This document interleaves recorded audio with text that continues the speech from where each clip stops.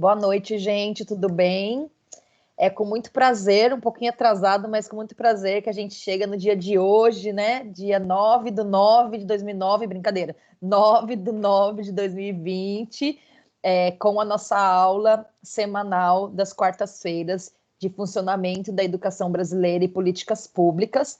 E hoje já com um conteúdo mais denso, né? Mais da, da parte que a gente tem que estudar da disciplina, não só da apresentação e da introdução. Então, a gente vai ver, vocês vão ter a aula mais chata que vocês podem ter nessa semestre, que ninguém merece, mas vamos tentar falar assim, né? A aula é chata, como que é? A disciplina é chata, mas a professora é legal. Que alguma forma a gente tem que tentar se motivar aí nas quartas-feiras e tirar, né, um proveito desses assuntos que são mais, assim, pesados, né, ou mais burocráticos da educação, que são as políticas públicas, que são as leis, né, que a gente precisa saber enquanto professor para a gente entender uma escola, né, para a gente participar da gestão da escola, para a gente entender a educação no nosso país e depois podermos dar aula para os nossos alunos, né, de uma forma com mais qualidade. Então, eu vou acompanhando aqui quem vai entrando, né, solicitando para entrar, e vou já começar com vocês o compartilhamento do meu slide. Tudo bem, gente? Então, se vocês puderem me fazer com libras aí, aquele, né, tal, se aparece ou não, só um minutinho que ainda não tá aparecendo, e aí vocês me confirmem como é que tá, opa, gigantesco, como é que aparece aí para vocês. Tarsila já fez um joinha. Deixa eu aqui ocultar a barra lá em cima, porque senão fica a tela cheia e eu não consigo mais mudar para lugar nenhum. Então, gente, vamos iniciar aqui, ó, funcionamento da educação brasileira e políticas públicas. Deixa eu só ver se eu consigo verificar o slide nessa... Eu não consigo ver o slide, vocês acreditam? Quando eu fico vendo a tela do Teams, não sei por quê. Deixa eu ver aqui, mostrar configurações, mostrar anotações... mostrar, tal, não tem. Vamos lá, então eu vou ver a minha tela mesmo, não tem jeito. E vou ver o pessoal que vai pedindo a solicitação para entrar. Gente, então vamos lá. Funcionamento da educação brasileira e políticas públicas. Nós temos aí o primeiro conteúdo da disciplina, que tem um tema, né, que nós vamos falar na aula de hoje e na aula que vem, que são as políticas públicas e a legislação educacional. Hoje, gente, é um conteúdo, assim, mais denso, né? Mais, assim, chato, mas importante para a gente compreender depois os outros conteúdos da nossa disciplina, tá? Tem gente pedindo para entrar, ainda bem que tem um barulhinho, senão a Maria Lúcia, senão eu não consigo entrar. Gente, vamos lá. Já que o tema da nossa aula hoje é políticas públicas e legislação educacional, são dois termos aí, né, compostos, políticas públicas e depois legislação educacional, a gente vê que na parte da política é uma parte, né, na parte da política é um setor da política, que são as políticas públicas, e na parte da legislação também é um setor dessa parte da legislação, que é a legislação educacional. Afinal de contas, a gente não está fazendo curso de direito, né, gente? A gente está fazendo curso de pedagogia, graças a Deus, né, Tarsila? Tarsila, ufa, né? Porque quando você vai falar de lei no Brasil, eu fico imaginando o pessoal que estuda direito, como é que deve ser a vida, né? Para estudar todas as leis, todos, né? Tudo que tem sobre leis no Brasil, em cada setor do direito. Então, a nossa parte de pedagogos é saber um pouquinho das leis, da legislação educacional.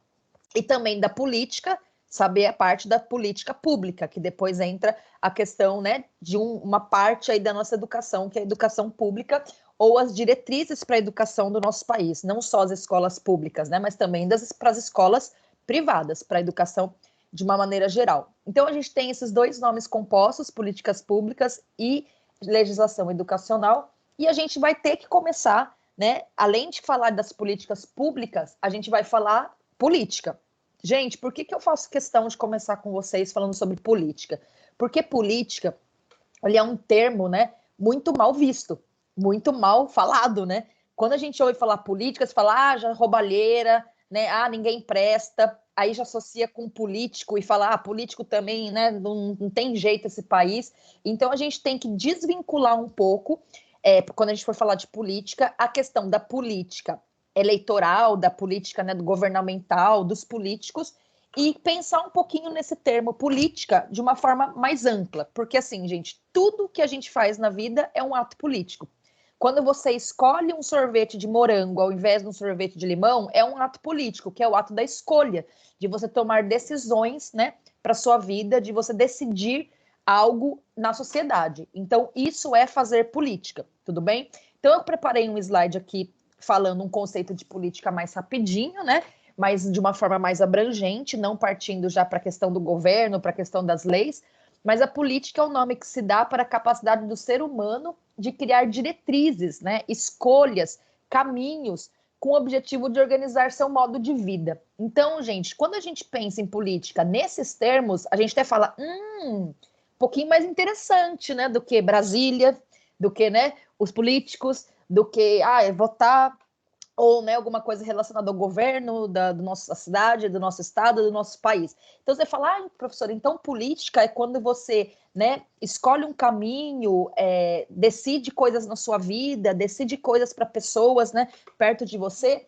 Exatamente isso. Então a política, num sentido dessa palavra, né, num conceito mais primário ou mais, assim, um conceito mais fiel da palavra, seria isso, a capacidade que o ser humano tem de ir criando diretrizes, caminhos para organizar a sua vida.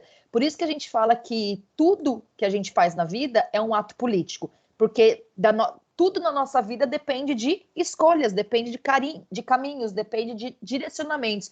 Eu vou acordar amanhã e colocar essa roupa para eu sair para trabalhar. É um direcionamento que você está fazendo para organizar a sua vida. Então, política é isso, quando você toma essas decisões. Aí nós vamos chegar lá na política, né, gente, dos governantes, que vão tomar essas decisões para a gente, para organizar o quê? A nossa vida, né? O nosso país, nossa cidade, o nosso bairro. Aí você fala, meu Deus, o que a gente está fazendo nesse mundo, né? Que a gente não dá nem tanta importância, às vezes, para isso. E aí, gente, pena que o Horácio não chegou ainda, né? Mas vocês falam para o Horácio depois. Não é essa parte que não, calma aí, é o terceiro slide? É o terceiro. Deixa eu complementar, alguém apareceu aí para entrar, deixa eu ver se é usuário desconhecido. Gente, dá um medo quando entra um usuário desconhecido, né? Mas tá ótimo. Tem aí esse segundo slide que fala, né, o que a gente já tem como mais corriqueiro, como mais normal, mas normal não, tá, gente? Eu não gosto dessa palavra normal, mas comum no nosso dia a dia, que é essa palavra política também está vinculado com a questão do Estado, né?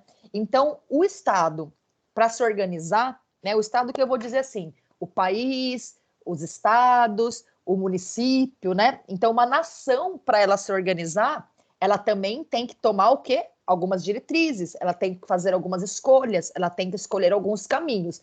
Então, quando você fala de escolha de caminhos, tomada de formação de diretrizes, configurações de caminhos para uma nação, aí sim a gente está falando de política, mas relacionado ao Estado, né, e administração pública de uma determinada nação, de um determinado estado, de um determinado município, né, de um determinado órgão social, de um determinado setor da sociedade. Mas essa palavra política, que está vinculada à questão do Estado, né, que são aos governos, e também vinculado a essa administração pública com o objetivo de administrar o patrimônio público e promover o bem geral da nação, né, o bem público, isto é o bem de todos. Então, a gente vê que política começa como um ato social humano, né, por natureza, individual, mas que ele também está vinculado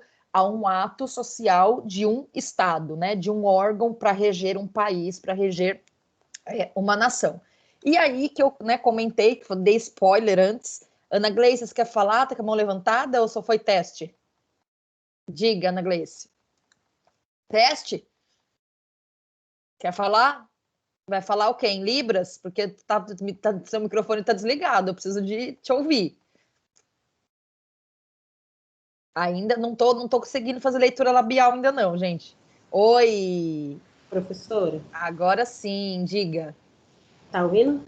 Tô ouvindo sim. As meninas da minha sala, tem 5 que não tá conseguindo entrar. Falou que tá esperando a pessoa para autorizar elas a entrar na sala de aula.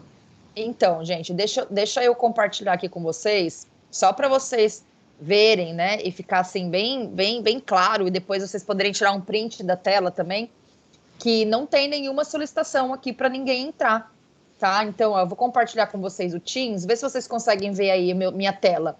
Tá vendo aqui onde está escrito Cláudia, Giovana, Adileia, Ana Gleice, Augusta? Tira uma foto aí, Ana Gleice. Não tem nenhuma solicitação de entrada. Então, pede para as meninas lá, para elas saírem, tentar de novo, que daí aparece aqui para mim e eu autorizo a entrada. Porque às vezes a pessoa fica lá, né? Pede para a professora deixar eu entrar, fala para a professora me aceitar, mas não aparece aqui para gente.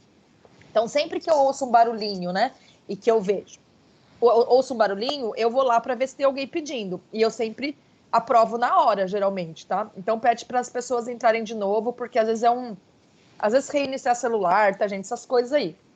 Que daqui a pouco aparece aqui e aí o pessoal entra. Obrigada, Ana Gleice. Mas vamos lá. Como eu dei spoiler, né, falei que o Horácio não estava aí ainda, que ele ia gostar, tem uma poesia, tá, gente? Um texto de um autor de teatro, um filósofo alemão que chama-se Bertolt Brecht. E o Bertolt Brecht, ele tem um pensamento muito bacana, que é meio que um tapa na cara da gente, né? Um tapa com luva de pelica, né? Um tapa sem agredir, sem dor, né? Mas assim, uma certa forma de alertar as pessoas, que é uma poesia que se chama O Analfabeto Político, que eu queria ler com vocês, porque a gente começa nosso assunto, né? Falando o que é política. Então, olha lá. O pior analfabeto é o analfabeto político. Ele não ouve, não fala, nem participa dos acontecimentos políticos. Ele não sabe o custo de vida, o preço do feijão, do peixe, da farinha, do aluguel, do sapato e do remédio. Érica, desculpa. Ele não sabe que o custo da vida, o preço do feijão, do peixe, do aluguel, do sapato, depende das decisões políticas. Então, gente, quando a gente fala, né, do analfabeto político, é justamente aquela pessoa, né, como eu já fiz, como você... Agora tem gente querendo entrar, ó, aí sim, super digital, não sei o que é isso, mas tá entrando, tá? Então, a gente percebe, pessoal, que o analfabeto político, às vezes é aquela pessoa que enche a boca, né, para falar, eu odeio política, eu não gosto de falar de política, eu não quero nem saber de política, mas o Bertolt Brecht fala que essa pessoa, né, ela pode ser categorizada como analfabeto político, porque ela tem que saber que o voto dela, as decisões delas, né, a participação dela depende de tudo o que acontece na sociedade, né? A gente fala, o político é aquela pessoa que representa a gente, né? Assim, aquele cara ladrão tal, mas ele foi escolhido pela gente. É um processo meio esquisito, né? Meio perverso, mas a gente tem que fazer política, a gente tem que se acostumar com essa ideia da gente poder fazer política, da gente poder ser ouvido, da gente poder ter voz, mesmo que seja por representantes. Então, quando a gente for falar da nossa disciplina de políticas públicas, dá a impressão que foi o político lá que fez, lá em Brasília, e que a gente não pode fazer nada. Mas entendendo as políticas públicas, a gente pode o quê? Questionar as políticas públicas, né? Ver como é que a gente pode adaptar na nossa escola isso, né? E depois verificar por A mais B mais C, quando a gente for votar novamente, quais são os projetos daquela pessoa para as políticas públicas. Se a gente não sabe o que é isso, dificilmente a gente vai ficar satisfeito, a gente vai conseguir mudar algo que a gente, né, não concorda. Então é muito importante isso, tá, gente? Eu não sei se tá compartilhando aí com vocês, gente, ou saiu. Que eu dei uma piscada aqui, eu acho que saiu o meu compartilhamento. Eu vou compartilhar o slide de novo. não estava não, professora. Tá, deixa eu ver se... dá uma olhada aí para mim, ver se voltou, tá? Agora sim. Voltou, agora tá aparecendo. Ótimo. Ixi, quem entrou aí que tem uma voz... Calma aí, gente. Acho que tem alguém para entrar aqui. Professora, enquanto a senhora Oi. aceita a pessoa que está para entrar, a senhora pode me falar o que é LDB? Já? Quer spoiler? LDB é Lei de Diretrizes e Bases da Educação Nacional. Mas a gente vai falar muito de LDB, tá? Aqui na nossa disciplina. É o principal conteúdo de toda a nossa disciplina, é exatamente a Lei de Diretrizes e Bases da Educação Nacional, tá? Gente, eu vou substituir como que fala? Esse analfabeto político que estava ali, porque ele estava cortado e eu não tinha visto, tá? Peço desculpa para vocês. Aqui, aí eu leio de novo e não sei se alguém já entrou. Opa! Vocês não ouvem o barulhinho, gente? Só eu que ouço o barulhinho? Quem que tá querendo entrar? Vera Lúcia. Você consegue ouvir o barulhinho, ou Tarsila? Não? Parece um barulhinho para mim quando alguém quer entrar. Bom, gente, acho que deu certo lá como que fala? O recadinho a Vera chegou. O recadinho da Ana Gleice lá no grupo, né? O pessoal tá conseguindo entrar aos pouquinhos aí. Mas vamos voltar pro slide, gente. Olha lá. Agora sim tá completo, tá, gente? Porque tava cortado, ó. O analfabeto político. O pior analfabeto é o analfabeto político. Ele não ouve, não fala, nem participa dos acontecimentos políticos. Ele não sabe que o custo de vida, o preço do feijão, do peixe, da farinha, do aluguel, do sapato e do remédio dependem de decisões políticas. O analfabeto político é tão burro que se orgulha e estufa o peito dizendo que odeia a política. Não sabe o imbecil que da sua ignorância nasce a prostituta, o menor abandonado, o assaltante e o pior dos bandidos, que é o político vigarista, pilantra, o corrupto e lacaio dos exploradores do povo. Agora sim, né, gente? Ficou o quê? Forte, né? Então, gente, a gente tem que perceber que política é uma coisa que faz parte da vida humana e faz parte das sociedades e que a gente precisa entender, né, e precisa considerar ela para melhorar tudo no mundo. Então, esse era o início da nossa aula de hoje. E claro, gente, a política, né, para o ato de governar uma nação, a característica principal do ato político, né, do ato de governar, é a capacidade de mediar conflitos entre as pessoas. Então, a política, quando você faz a mediação de conflito dentro das pessoas da sua família, dentro das pessoas da sua escola, dentro das pessoas da sua sala de aula, né, dentro da pessoa do seu grupo de WhatsApp ali, da sua turma, você está mediando conflitos, você está gerindo pessoas e você tem que usar de uma certa política para fazer isso. O que é usar de uma certa política para fazer isso? É tentar verificar se aqueles atos, aquele caminho é para o bem de todos. Você precisa, às vezes, tomar iniciativa de algumas coisas, né, para representar alguém. Então, sendo assim, né, o político ele deve conduzir sua gestão de forma a mediar os conflitos existentes na sociedade, de forma a encontrar uma saída que seja boa para todos. Então, por exemplo, quando a gente tem aí representante de sala, né, Tarsila, o Horácio que não está aí, mas os representantes de sala, eu costumo dizer que os representantes de sala, eles aprendem muito sendo representantes de sala. Eles sofrem também, né, porque às vezes, né, é difícil gerir os conflitos, é difícil atender todo mundo, mas eles aprendem como fazer isso de uma maneira melhor, né? Tem os erros, tem os acertos, mas você está ali encontrando o caminho com as outras pessoas, né? Mas para as outras pessoas e tentando seguir todos no mesmo objetivo. Calma aí que a gente já chega na política pública e na educacional, tá, gente? Então, olha lá. Ah, professora, mas a política é uma coisa dos tempos atuais? É uma coisa dos tempos modernos? Não, gente. Então, a política surgiu lá na Grécia Antiga, tá? Um dos grandes articuladores políticos, né, do período foi o Aristóteles, que era também um filósofo, vocês lembram, né? E que ele falava que a política era um mecanismo que tinha um fim único, um fim último, né? Uma finalidade da felicidade dos homens. Hoje é até esquisito a gente falar isso, né, gente? Ai, como que a política pode visar, pode ter como objetivo a felicidade dos homens. Porque quando a gente vê a política no nosso país, a gente fala o quê? Não, só pode ter objetivo que é acabar com a nossa vida, né? Que é a infelicidade dos homens. Mas lá na Grécia Antiga, que foi onde surgiu, né, esse conceito de política, todos os mecanismos que são usados para um objetivo em comum, que é a felicidade de todas as pessoas. Então, você precisa fazer política, né, adquirir hábitos políticos, ter medidas políticas para ter a felicidade de todo mundo.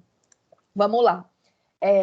E uma definição mais moderna de política, né, que é dos tempos mais atuais, é que trabalha com a ideia de que a política é meramente um ato de buscar exercer o poder dentro de uma nação. Então, gente, a gente tem que lembrar disso. A gente tem os políticos, a gente tem, né, uma política nas nações, mas não é só isso, né? É o fato de você exercer poder dentro de uma nação. Fazer política é ser presidente, fazer política é ser governador. Não.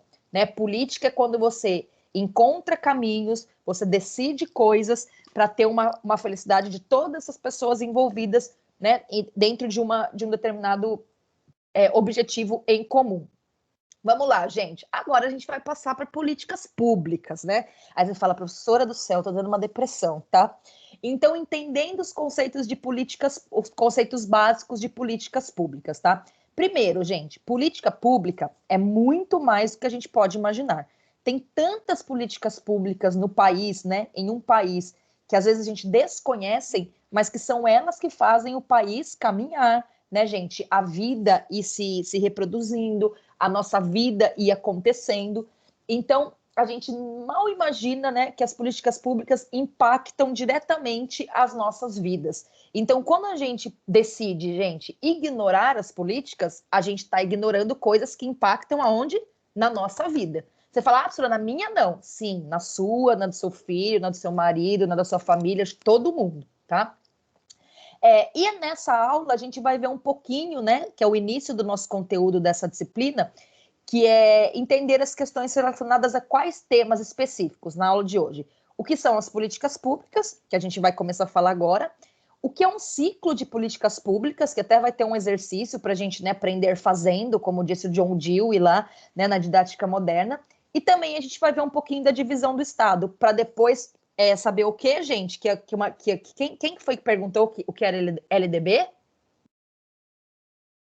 Quem que perguntou o que era LDB, gente? Eu quem? Jane. A Superdigi. Tá escrito Superdigi. Quem que é?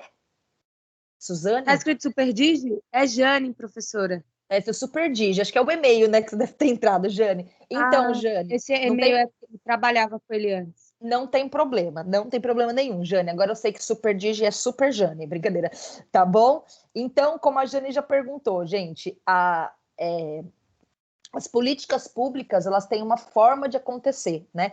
Depois a gente vai ver a divisão dos poderes do Estado, né? E aí a gente vai chegar depois no que é um pouco mais próximo da gente, que são que é a LDB, a Lei de Diretrizes e Bases da Educação Nacional, que às vezes é chamada de LDBEM, né? Educação Nacional.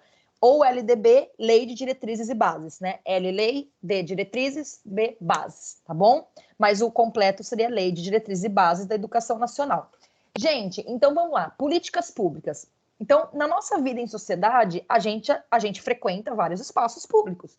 Então, a gente frequenta escolas, hospitais, né, os ônibus, os parques. A gente também paga, infelizmente, né, gente? A gente paga impostos. Você fala, professora, mas eu não tenho uma casa, eu não pago IPTU, eu não tenho um carro, eu não pago IPVA. Gente, a gente paga imposto em um shampoo que a gente compra, né? Em um botão que a gente compra, em uma caixa de fósforo que a gente compra. Então, pagamos impostos, ouvimos falar sobre produtos importados e exportados pelo nosso país e tantas outras questões relacionadas à economia, né? À administração e a políticas sociais. Então, gente, quando a gente fala de políticas públicas, são políticas relacionadas às coisas públicas, desde coisas mais simples ou mais próximas da gente, como escolas, hospitais e ônibus e parques, mas também a questões dos impostos, da importação, da exportação, da economia de um país. Mas quando somos questionados, né, quando alguém pergunta para a gente sobre o que são políticas públicas, a gente faz o quê? É uma política que é pública, óbvio, né? Mas a gente, às vezes, pouco consegue associar com questões que envolvem a gente. A gente só pensa em questões o quê? Que envolvem o presidente, né? O Estado, a nação, e a gente não pensa ali no nosso lado. Então, as políticas públicas, sim, elas vão esbarrar muito perto da gente, mas elas também têm uma esfera que é bem distante da gente. Então, a gente tem que tentar ter uma visão mais ampla, né, mais holística, juntar o perto com o longe e saber o que são as políticas públicas, gente. Então, o que são as políticas públicas? O termo políticas públicas, ele, na verdade, remete a um termo recente, porque lá na Grécia Antiga, né, gente, quando Aristóteles, Platão, Sócrates fazia política, né, que era tomar alguns rumos na sociedade que definiam a vida de algumas pessoas, né, para a felicidade de toda aquela sociedade, não existia esse termo políticas públicas, né? Ele é um termo mais recente. E ele é um termo que surge nas ciências políticas, nas ciências sociais, não é um termo da área da educação, por exemplo. Depois nós vamos ver as políticas públicas para a educação, que vai chegar mais perto da gente, mas é um termo que veio das ciências sociais, das ciências políticas, tá joia? Então, o que a gente pode, né, tirar de um conceito, concluir de um conceito de políticas públicas? Que eles estão associadas às questões políticas e governamentais, né, mas que elas vão servir para organizar o Estado e organizar a sociedade. Gente, às vezes a gente fala assim, política pública não serve para nada, né? Ou política é uma droga, os políticos são uma droga, né? A gente fala, as coisas públicas não funcionam, né? Vocês não ouviram falar isso, gente? Que a repartição pública não funciona. Teve até um filme, eu não sei se vocês assistiram um filminho, gente, que é um desenho. Gente, assistam, vocês que vão ser pedagogas, vocês que têm filhos, sobrinhos, um desenho da Disney, eu acho que é da Disney, é da Pixar, aquele povo lá, tá? Que chama Zootopia. Alguém já assistiu? A Tarsila já assistiu, porque ela já fez assim, ó. Zootopia. Gente, quando eu vi a propaganda daquele filme, eu não dei muita coisa, sabe? Porque eu gosto assim, eu gosto do Procurando Nemo, é o meu filme favorito de desenho, Procurando Nemo, daí Procurando Dory. Eu gosto do Ratatouille, que é aquele de cozinha, porque eu gosto de coisa de cozinha, sabe? Mas outros assim, mais ou menos. O que eu gosto mesmo é Procurando Nemo. Quando eu vi o Zootopia, eu fiz assim, não gostei muito daquela coelha, sabe? Eu falei, meu, não é muito fofinho os bichinhos, porque, assim, fui assistir no cinema, gente. Amei o filme. Eu falei, é um espetáculo, a mensagem que passa no filme de política mesmo, né? Mas eu tô chamando aqui o filme para vocês verem depois como pedagogos, tá, gente? Que tem uma parte daquele filme que é americano, gente. Americano, tá? Não é brasileiro. Que aparece a coelhinha indo numa repartição pública e o funcionário da repartição pública é um bicho preguiça. Então ele demora assim 10 minutos para bater um carimbo, né, no negócio lá da coelhinha. E aí quando ele faz assim, acho que ele erra, daí eu falo assim, gente, eu pensei que esse negócio de que repartição pública não funcionava, né? Era lento, tinha fila, que as pessoas não atendiam bem. Pensei que era coisa do Brasil, né? Pensei que era coisa assim de brasileiro, sei lá, né? A gente tem essa síndrome, né? De vira-lata, né? Não, lá nos Estados Unidos tudo funciona, imagina, lá é maravilhoso. Na Inglaterra, na França, tudo lindo, né? Aí você vai ver o filme e você fala, como assim, gente? Eles fazendo uma crítica às repartições públicas de lá também, né? Então, olha só o que remete a gente quando a gente fala de política pública, repartição pública, né? Coisas relacionadas às políticas para nossa vida. Detran, né, gente? Como é que é outras coisas, né? Como fala, não sei o que, eleitoral, essas coisas todas aí de órgão político e de políticas públicas que a gente sabe que, né, tudo muito burocrático, né, gente? Tudo muito lento e etc. Então eu lembrei desse filme aqui, eu falei, acho que em todo lugar do mundo, né, as políticas públicas são relacionadas com uma coisa assim vagarosa, né? Demoradas, burocráticas e não tão boas para a gente, né?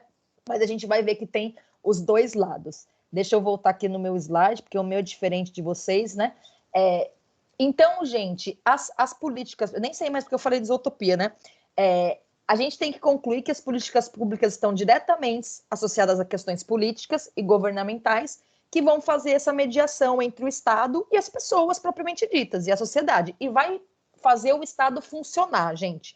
Aí você fala, professora, que medo. Vai fazer a educação funcionar também? Vai, gente. Vai fazer... As políticas públicas, elas têm, assim...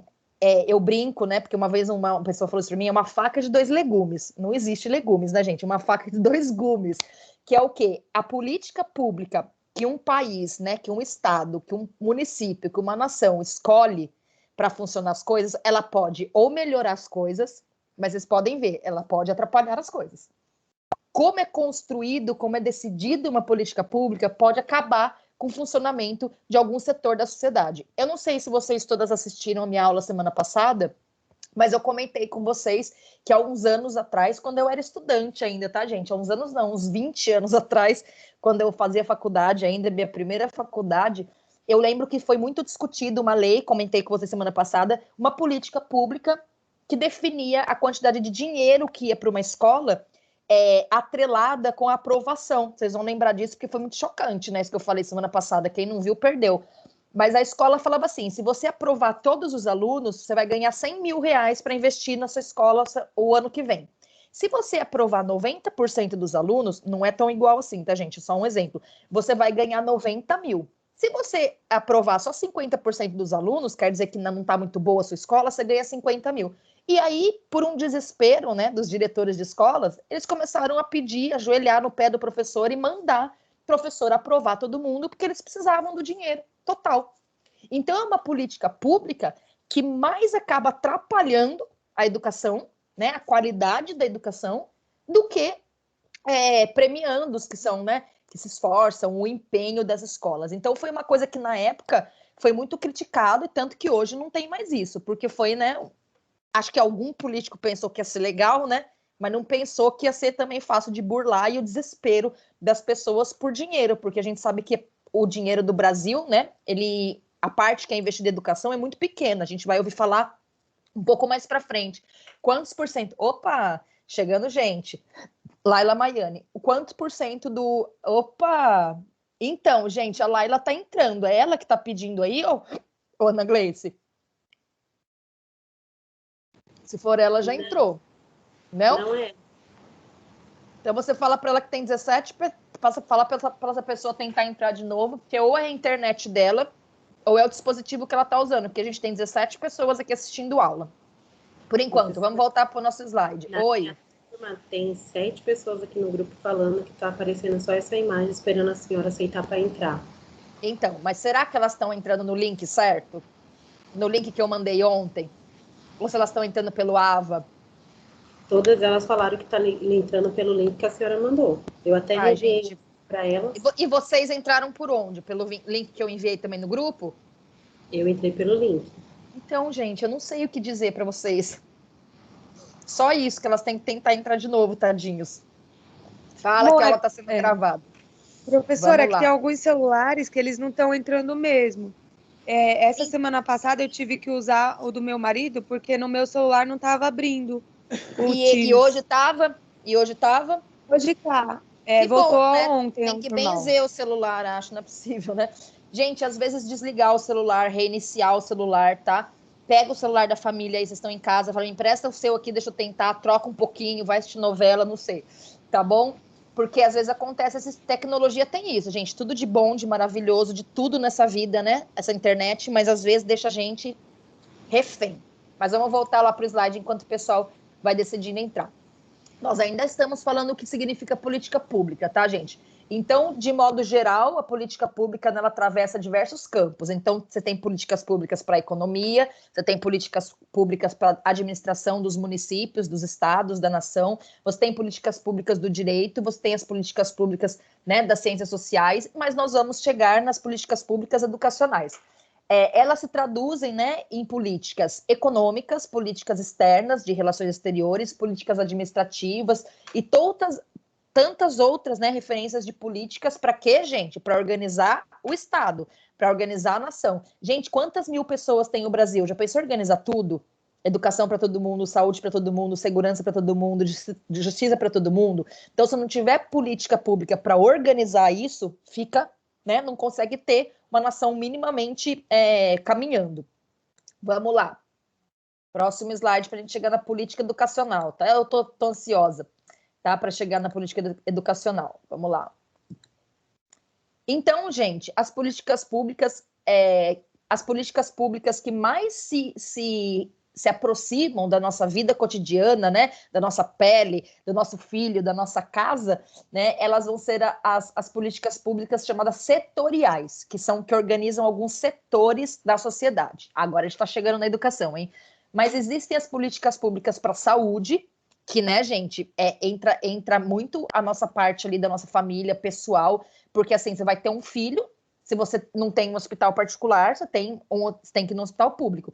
E mesmo, gente, se você vai no hospital particular, tem políticas públicas, né, que é do país, que organizam coisas dentro desses hospitais também, normas, né, leis e essas coisas. A gente tem as políticas públicas do setor da educação, ufa, até que enfim chegou na gente, né, e aí vai influenciar a gente, nossos filhos, né, nossa família, diretamente.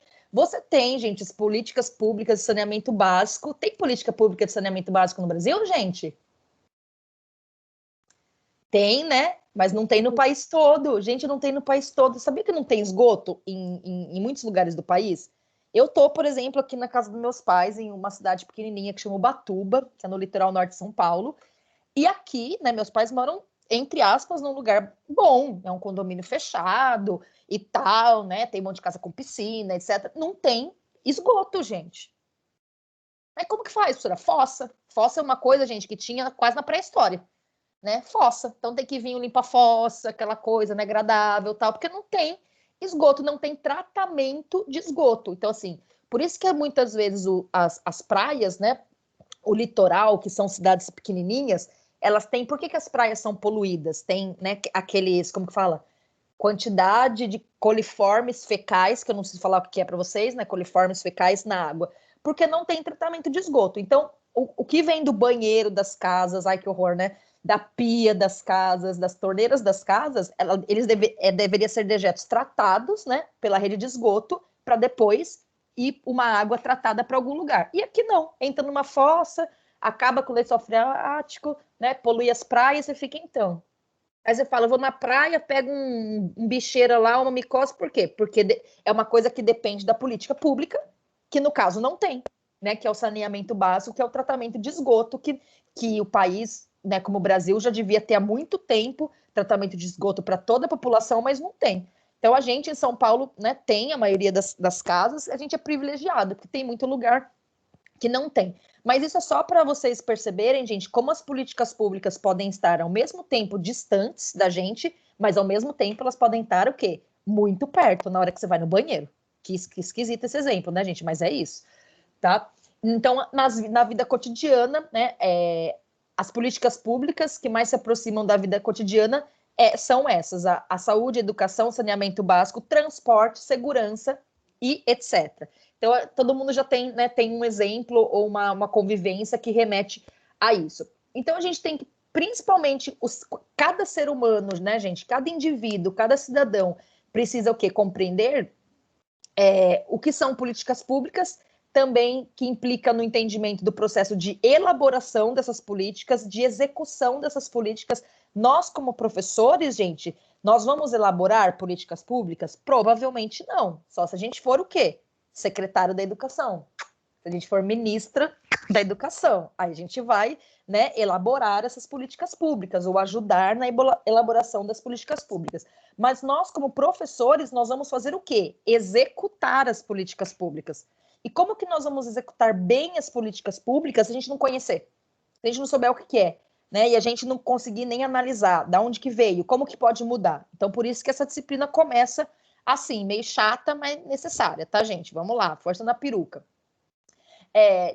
De forma didática, né? Então é possível compreender o desenvolvimento que o desenvolvimento das políticas públicas é o ciclo das políticas públicas. Calma que ficou estranho, mas a gente vai entender daqui a pouquinho, tá? Então, gente, para a gente pensar na política pública, desde a hora que ela é pensada até a hora que ela é executada, existe um processo, que é o slide aqui de baixo, tá? Deixa eu passar isso daqui, deixa eu ver. Há uma demanda gigantesca por diversas... O que é uma demanda gigantesca por diversas políticas públicas? Gente, nós temos muitos setores da sociedade que precisam de caminhos, né, mais eficientes, que precisam ser melhorados, e eles só vão conseguir melhorados com políticas públicas. Então, assim, às vezes é muita coisa para melhorar, né, gente? Por quê? Porque tem muita coisa errada, e aí precisa de muita política pública e muita vontade política. Vamos lá voltar. E por outro lado, sabemos que os recursos não são infinitos. Então, assim, precisa de dinheiro também, né? A gente precisa de gestão, precisa de vontade política, precisa de várias coisas, precisa dos servidores, né, gente? Não como bicho preguiça, com vontade para fazer, para executar, para pensar. Precisa de um orçamento também para isso. Então, olha aqui, gente, eu vou passar. Isso daqui, nós não vamos ver em detalhes, né, o que é isso, mas como que é o ciclo de uma política pública, né? Como que a política pública é pensada até chegar na gente. Então, ele tem 7 ciclos, né? Ele tem 7 níveis dentro desse ciclo, e cada nível significa uma coisa. Então, vamos falar do primeiro ciclo, né? O primeiro ciclo, chama identificação do problema. Então, assim, você tem que ver com um olhar técnico, tá, gente? Não é qualquer pessoa. Então, você tem que ver um problema, identificar um problema, né? Então, um técnico, que é uma pessoa formada, uma pessoa que entende do assunto, que está, né, ali formando um problema, uma pessoa da gestão pública, porque tem que, né, ser alguma pessoa que foi lá eleita ou foi contratada para isso, não pode ser qualquer pessoa, em conjunção com o quê? Com as demandas sociais, que daí ouvir as pessoas que estão tendo aqueles problemas, verificar, né, como aquelas pessoas estão sendo atingidas por aqueles problemas. Então, se identifica primeiro um problema. Depois tem a parte que chama agenda. O que é agenda? Forma-se uma agenda de itens, né? Uma lista de itens que precisam ser trabalhados com urgência e prioridade pelo governo. Então, gente, nós temos um problema, daí nós temos que elencar alguns itens para resolver aquele problema, e prioritários, né? Porque se você tem um problema, você tem que resolver logo esse problema. Dá para falar assim, depois a gente resolve, daqui a um ano vai resolver. Não, tem coisas que são mais urgentes, tem coisas que são menos urgentes, tá? Então, forma-se uma agenda de itens que precisam ser trabalhados com urgência e prioridade pelo governo. O passo número 3, gente, é você ver esses itens, né, que precisam para resolver esse problema e formular alternativas que os gestores e as pessoas têm que fazer, tá? Para pensar em soluções. Então, assim, você tem um problema, você fala assim, para resolver esse problema a gente tem que resolver isso, e aí você tem que pensar em soluções para esses, né, itens que você elencou. Parte 4, que é a tomada de decisão. Nessa etapa, gente, é a decisão de qual a solução é mais viável. Então, assim, você tem um problema, você tem vários itens para resolver, você tem propostas de soluções, e a tomada de decisão é aquela que fala assim, não, se a gente fizer isso aqui, se a gente tentar resolver assim, vai ser a melhor maneira para resolver esse problema. Então, tem que ter no meio do processo ali uma tomada de decisão, alguém que escolha um caminho, tá? E não tem um monte de possibilidades de resolver o problema e vai tentando, vai fazendo um monte. Não, tem que ter uma decisão aí no meio. Depois que tomou a decisão, claro, né, gente, tem que ser essa decisão, essa proposta tem que ser implementada. Implementou a proposta, tá bom? Não.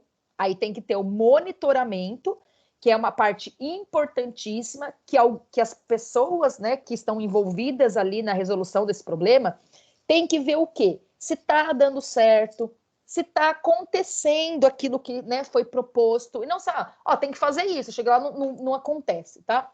Então tem que monitorar, e é por gestores públicos, e esse monitoramento, gente, é importante saber que é da sociedade civil, tá? Então, se você tem um problema num bairro e foi feito, né, itens de coisa a resolver, foi formulado um monte de proposta, foi tomada uma decisão para resolver, foi implementado aquilo e depois ninguém fala mais nada. Então, as pessoas do bairro têm que ver, funcionou? Parou o vazamento? E tal. Então, só assim é possível observar se a política pública foi o quê? Eficiente, bem elaborada, bem pensada, né? Se ela foi eficaz e se ela fez o quê, gente? Resolveu esse problema que é o número 1, tá? O problema que foi identificado. Então, esse é o último passo. Aliás, o último passo não, faltou o 7, né? O 7 é avaliação, gente. O que é avaliação? Esse problema, né, foi resolvido? Ele foi bem resolvido? Todos os caminhos, né, o passo 1, 2, 3, 4, 5 foram feitos, né, de uma forma eficaz? Então, qual que foi a avaliação dessa política pública? Então, tem que ter depois uma avaliação, tá? E não deixar aí sem ter um feedback, né, um pensar sobre aquilo. Gente, agora, para ficar um pouco mais claro, que eu sempre gosto de fazer isso, né? Não sei se é todo mundo que faz isso, mas eu acho que na minha educação, na época que eu era aluna, né? E quando eu tenho aula de alguma coisa, eu sempre penso assim, dá um exemplo aí, né? Porque a gente vê conceitos, mas quando a gente fala de uma coisa mais prática, né? Um aluno, um professor, uma coisa assim mais palpável, que você vê assim, entendi. Você pega o conceito que vocês viram aí, nossa, eu entendi, professora, tem um problema, você tem que elencar soluções, alguém vai resolver, mas ficou muito no conceitual. Então, eu peguei um problema específico, né, que vai ter uma política pública para resolver. E aí, gente, a gente começa a olhar para a política pública com outros olhos. Que você fala assim, gente, coisa linda. Então, ao mesmo tempo que antigamente você enxergava política pública como algo ruim, né, desgraça, não funciona, é o esses políticos, isso, aquilo, né? Só de ouvir a palavra política já dá um arrepio. A gente pode ver que a palavra política pública pode também ser uma coisa maravilhosa na vida das pessoas, tá? Se ela for bem, se esse ciclo for bem feito, esse ciclo que a gente viu do passo 1 ao 7. Então, vamos voltar para o slide, gente. Olha lá o exemplo. Para ilustrar esse processo, né, que é o ciclo das políticas públicas, eu peguei como exemplo o programa de cisternas do governo federal. Gente, então, a partir de 2003, né, diante de vários estudos que foram feitos lá no começo do ciclo, né, e de forte demanda social para esse problema que estava ocorrendo no Brasil. Gente, qual que é o problema que ocorre muito no Nordeste do país? A seca. Gente, nós somos privilegiados. A gente pode ir na nossa torneira agora e abrir e sair água, né? Quantas pessoas do nosso país, né? Quantas pessoas que a gente vê, às vezes, que né, do Nordeste, do Norte do país. A gente aqui em São Paulo, assim, a gente não pode nem... Não que a gente não possa reclamar das coisas, né? Que tem muita coisa que não acontece, por exemplo, saneamento básico. Mas você já se imaginou vivendo sem água, gente? Alguém aí já se imaginou vivendo sem água? Oi, quem chamou? Eu. Oi. Lá na Paraíba, eu sou de lá, né? A minha família é de lá. E lá eles têm muito problema com seca, com saneamento básico, porque eu não, né? A minha família ela mora numa cidade que não é grande, então não tem nem shopping, sabe? É bem pequena mesmo. Sim. E aí lá não tem o saneamento. Eles tomam banho com uma água salgada, sabe? Quando isso, até 2013, eles tomavam água daqueles poços, sabe? Que eles mesmos cavam. Sim. Então, porque não tem. Muita gente Não lá tem. morre de fome, morre de sede. Lá é muito seco, então não tem muita plantação. Algumas coisas são bem mais caras. É bem diferente daqui de São Paulo. Não, a gente tem água abundante. Isso, é um universo que parece que é outro país. Parece que é no deserto do Saara, né, gente? É muito diferente da nossa realidade de São Paulo. Em São Paulo, se ficar sem chover, né? Porque assim, lá no Nordeste a gente tem a questão do clima, gente. Não chove, né? Assim, então, porque lá as pessoas são ruins, os governos são ruins. Não chove, tá? A gente tem um problema. Não chove quanto deveria chover num lugar, né? Assim, mais corriqueiramente. Aqui em São Paulo, se ficar sem chover, seca a cantareira lá, né, tal, mas você tem alternativas. Você economiza, dá isso, aquilo. Lá no Nordeste, gente, não tem jeito. Você fica sem água mesmo. Não é que é água para tomar banho, não, gente, é água para beber, né? Então se bebe as águas de um pocinho que você, né, cavou na terra. Vai às vezes caminhão-pipa. A gente, assim, vê na televisão essa realidade, não sei nem quer sentir isso, mas é uma coisa muito triste, né? As pessoas viverem sem água, que para nós é uma coisa assim básica, né? A gente, inclusive, desperdiça água, né, gente? A Jane que estava falando aí, eu fico imaginando um parente dela, eu até arrepiei, lá da Paraíba, ver o quanto que a gente desperdiça água aqui em São Paulo. Do povo lavando carro na garagem ali, né, e tal, lavando calçada, que às vezes não entende essa questão da dificuldade de ter água e acha que a água sai da torneira toda hora. Mas a gente sabe que quando tem também seca em São Paulo, muitas vezes o que acontece? Na periferia acaba a água, né?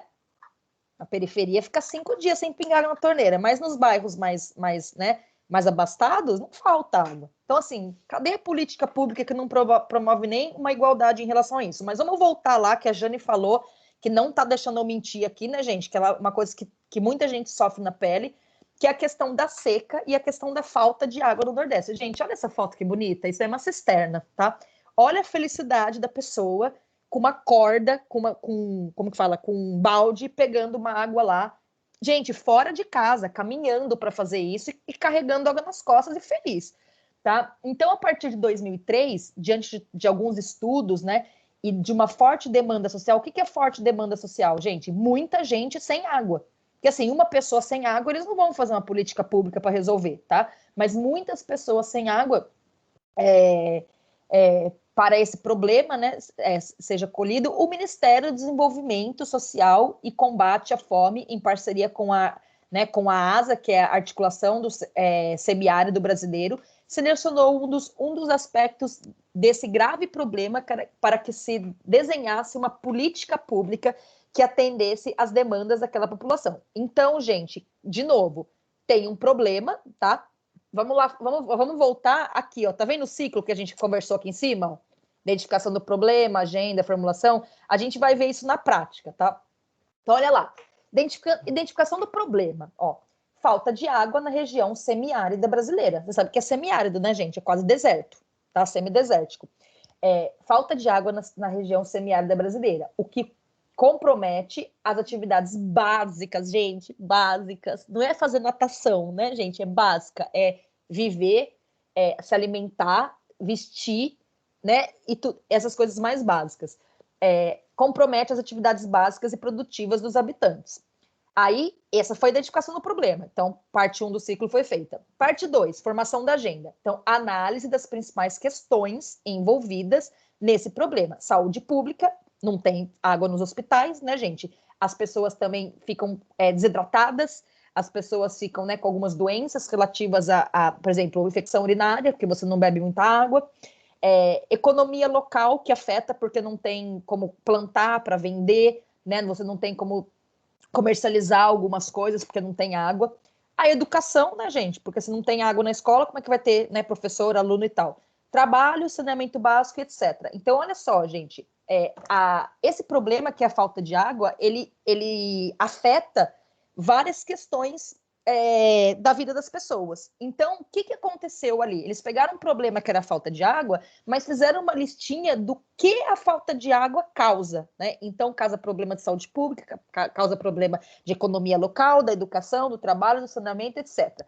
Por parte do poder público, ativistas, organizadores, entre outros. Então, quando você fala da formação da agenda, gente, você tem que ir lá consultar as pessoas também, não é você acha que falta isso, tá bom? Vamos lá, parte 3, formulação de alternativas. Levando em consideração a capacidade técnica e o orçamento público, tem que levar em consideração o dinheiro, né, gente? E se tem lá engenheiros para fazer isso, gente para cavar um poço e etc. Diversas soluções são consideradas para a elaboração de uma política de acesso à água. Ai, te dá uma dó, né? 4, tomada de decisão. Escolha das cisternas, que é tipo uma caixa d'água, né, gente, que fica ali para cima da terra, como forma de captação, que é, né, conseguir a água da chuva, por exemplo, e armazenar essa água da chuva, para você ter ela guardada. O público-alvo dessa política é a população rural e de baixa renda do semiárido nordestino, cadastrada no cadastro único. Então, você vê como a tomada de decisão vai envolver várias etapas do projeto. Então, quem vai ser beneficiado, né? Como a gente vai beneficiar? Como vai ser feito isso? Mesmo processo de elegibilidade do Bolsa Família. Ou seja, gente, pessoas que mais são prejudicadas por causa da falta d'água, que mais sentem, né, na vida diária as amarguras de não ter a água ali no seu dia a dia. 5, implementação. Que bonito, gente. Execução da política pública que foi desenhada. Nesse caso, um programa do programa 1 milhão passada, gente, 1 milhão de cisternas, que se resume na construção de cisternas domiciliares para captação e armazenamento da água da chuva. Passo 6, avaliação. O processo de avaliação envolve um olhar crítico, quantitativo e qualitativo para a implementação da política pública. No caso das cisternas, graças à avaliação do programa, foi possível identificar a necessidade de sua ampliação em 2008, para a construção de um segundo tipo de cisterna, que chama-se calçadão, para a finalidade de captação de água para atividades produtivas, garantindo a segurança alimentar e local. Calma aí que alguém pediu para entrar. Será que é o pessoal que não estava conseguindo? Fernanda Alves. Ou é o pessoal que chega depois em casa, né? Ou é o pessoal que não estava conseguindo.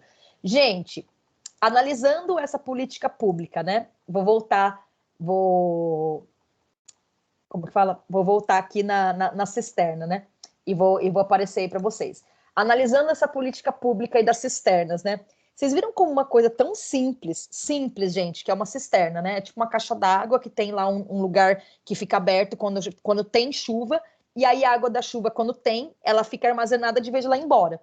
E como isso, gente, pode melhorar a vida de muita gente, muita gente. Mas, para acontecer isso lá, precisou de uma política pública. Todo esse ciclo, né? Para decidir, para avaliar, para identificar o problema, e quantas famílias não foram beneficiadas, né? Então, a gente, às vezes, aqui em São Paulo, que tem água, a gente não percebe quanto uma política pública bem implementada, porque vocês sabem que tem política pública, que a pessoa vai superfaturar as caixas d'água, né? Vai falar que tem dinheiro para comprar só meia dúzia, mas na verdade tem dinheiro para comprar 800, né? Porque essa superfatura tal, e não deu certo, porque acaba privilegiando meia dúzia de famílias que nem tinham tanto problema com água assim. Então, gente, o ciclo todo tem que funcionar, tem que ser sério, tem que ter vontade política, porque senão pode mais o quê? Prejudicar do que melhorar. Ana Gleice está com a mão levantada e Giovana estava com a mão levantada. Quem quer fazer pergunta? Eu. Então, É o monitoramento do povo lá da sala ou é a outra cisterna? Ó, Priscila também chegou. Diga, Ana Gleice. Mas não conseguiu. Não, eu ia falar que tem lugares em São Paulo que também tem esse restrição de água. Que não tem, né? Não tem água. Tem. A minha tia mesmo mora em um bairro que, tipo, a água chega às 5 horas da manhã e acaba às 9. E tem água encanada, só que tem horário. Água encanada, com relógio, tudo bonitinho. E depois volta só 9, 10 horas da noite. E acaba de...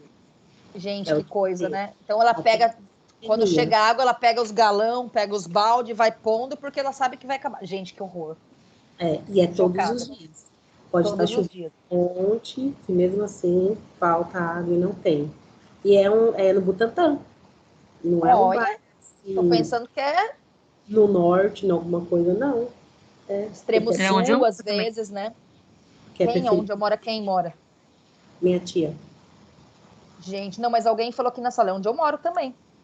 Então você vê, gente, que, inclusive, gente, a questão da cisterna, né, é uma coisa que hoje é falada de cisterna para a questão da sustentabilidade, que a gente devia mesmo, né, aproveitar a água da chuva para lavar o quê? Garagem, para lavar calçada, né, para molhar planta, usar a água da chuva para usar na descarga dos banheiros do que uma água, né, que você pode consumir para beber, você jogar ali pela privada.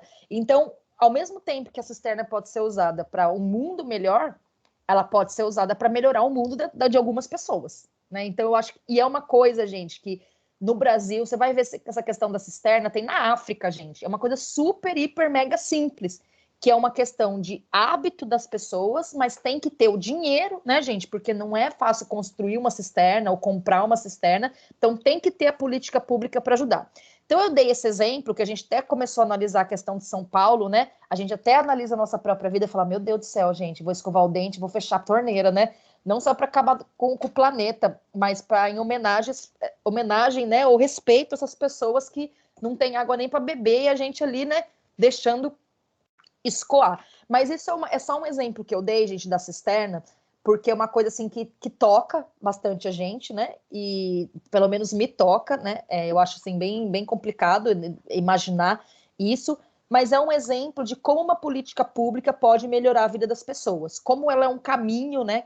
Que tem que ser feito a partir de decisões de pessoas, é um ato político que vai melhorar a vida do indivíduo. Oi, quem me chamou? Ai, a Edna também tá. Maiara. Diga, eu Maiara. tô sem opção de mãozinha aqui. Fala, sobre Maiara. o caso das políticas públicas, né? Tem um pouco a ver com a sociedade. Ontem a gente estava falando isso na aula. A cultura. Qual aula? Se a gente fosse... A aula ontem foi de diversidade, se eu não me engano, da Nancy. Sim, com a Marcia. Da Nancy, não. A Nancy não é diversidade, a Nancy é inclusiva, não é? Educação inclusiva. Isso, a gente estava falando sobre a cultura. Sim.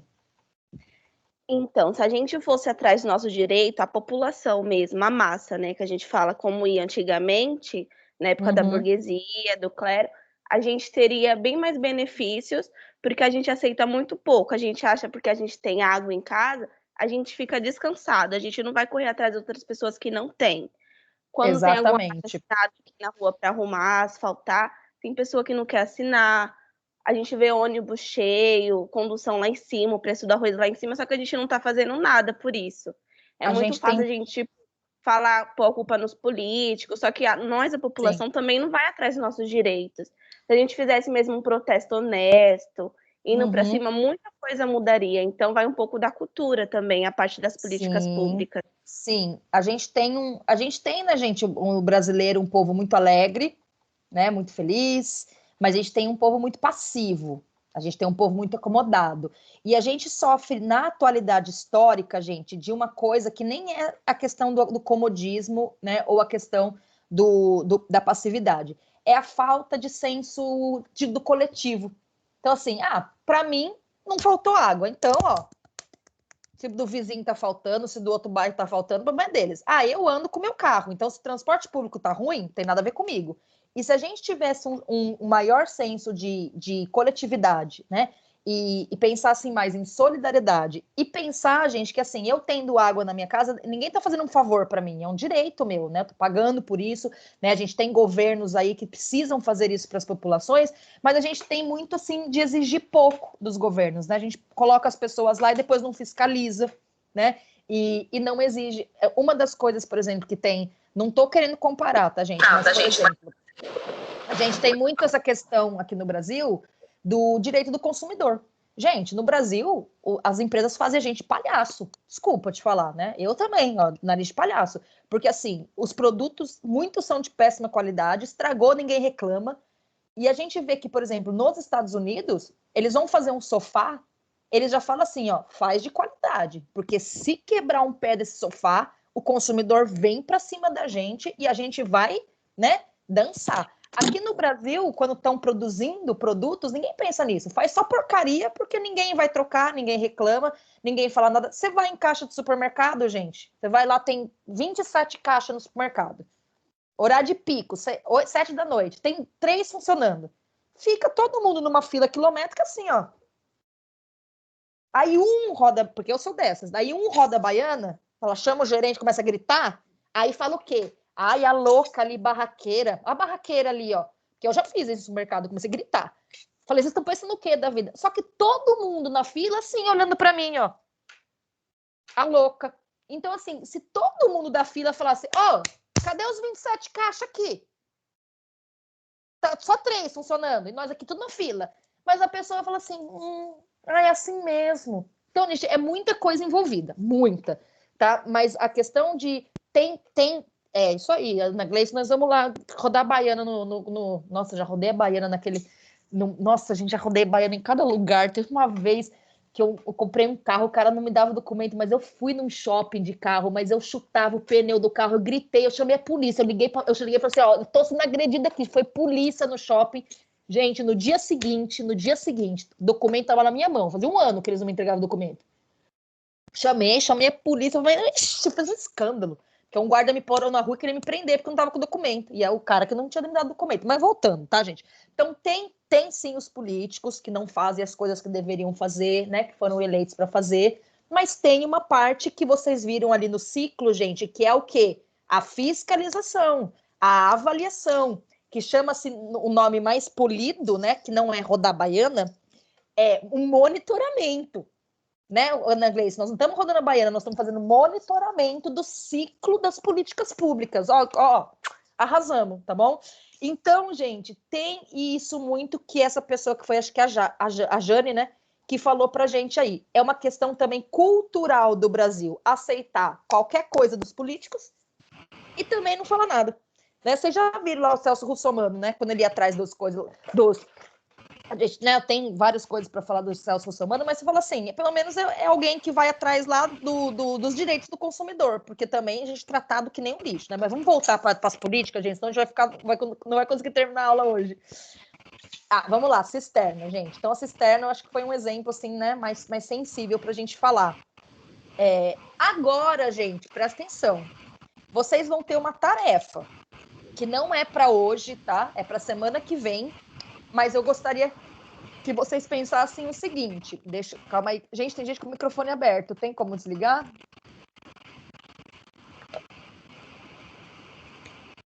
Pronto.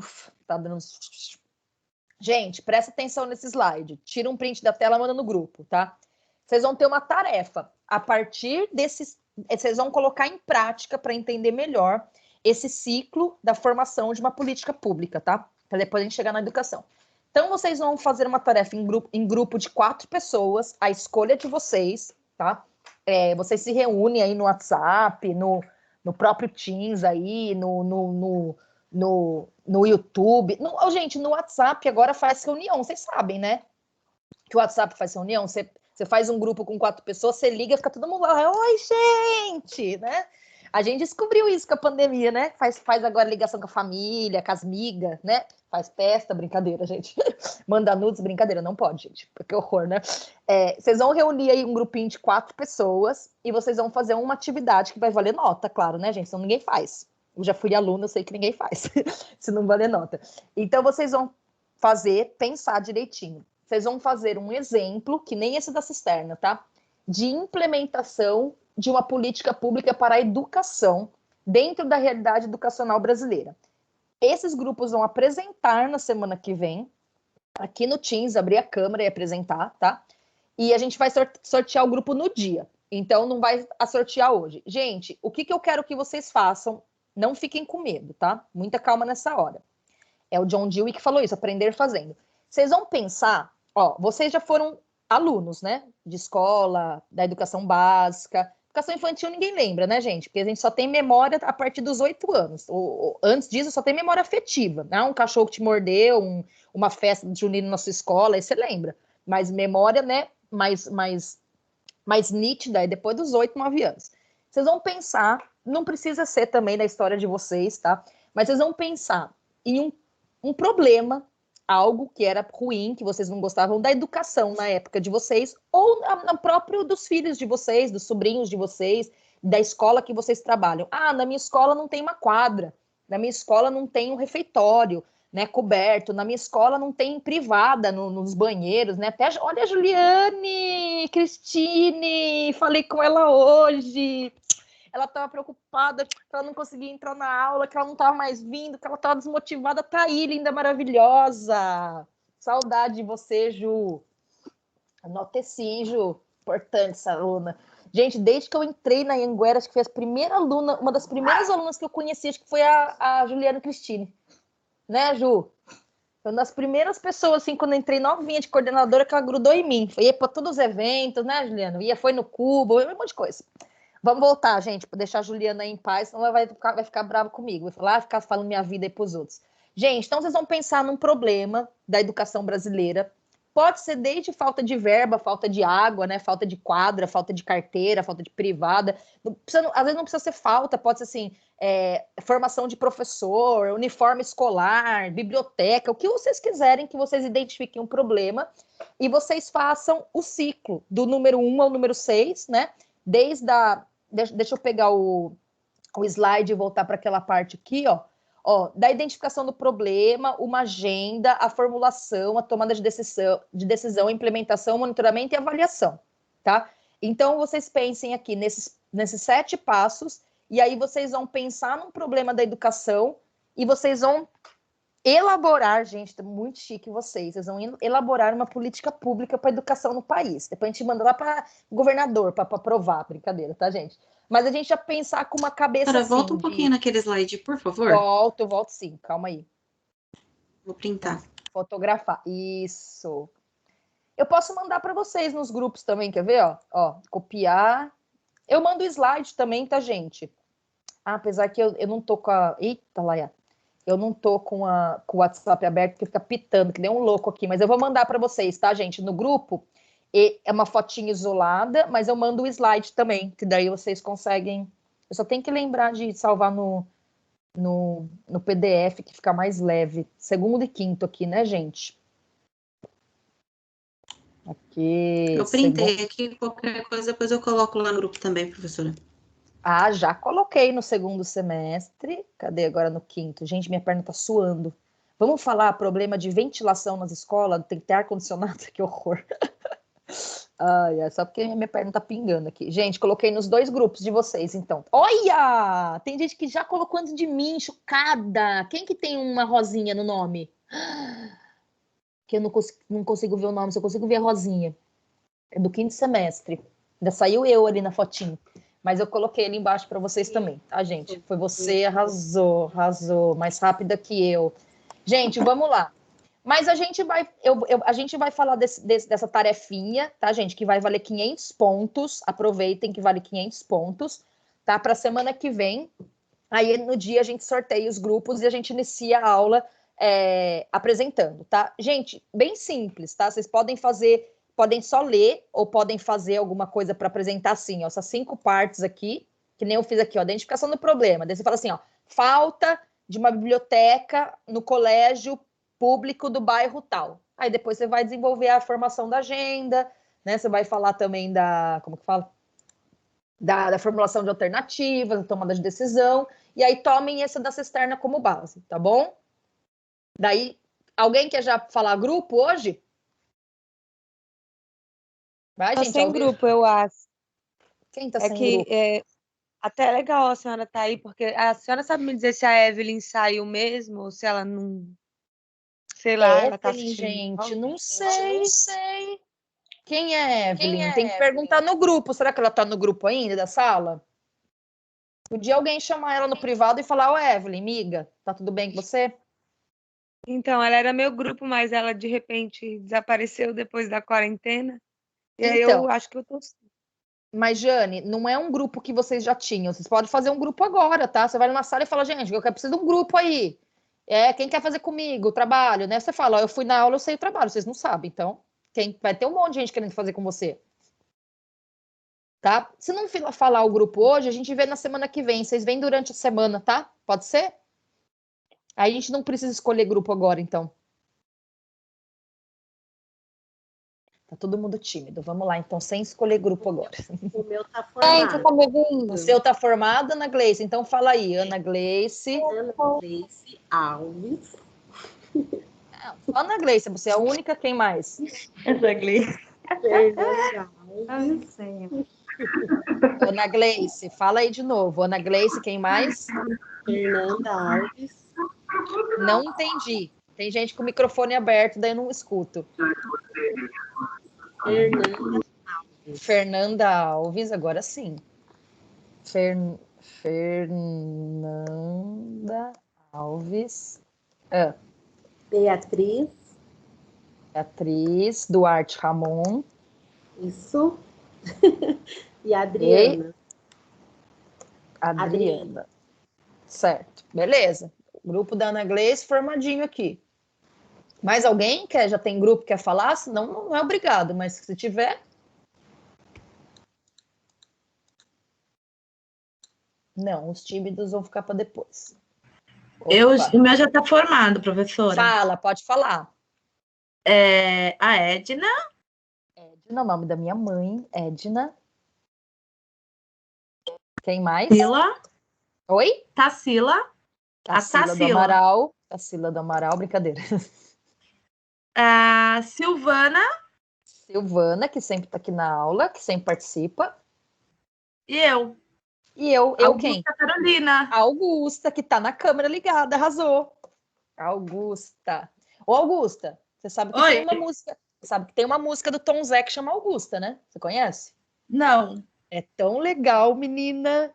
Vou procurar. Ele faz Tom Zé. Não sei se chama Augusta, mas ele faz uma música falando da Augusta, da Aurora, da Consolação, porque é as ruas de São Paulo que se cruzam.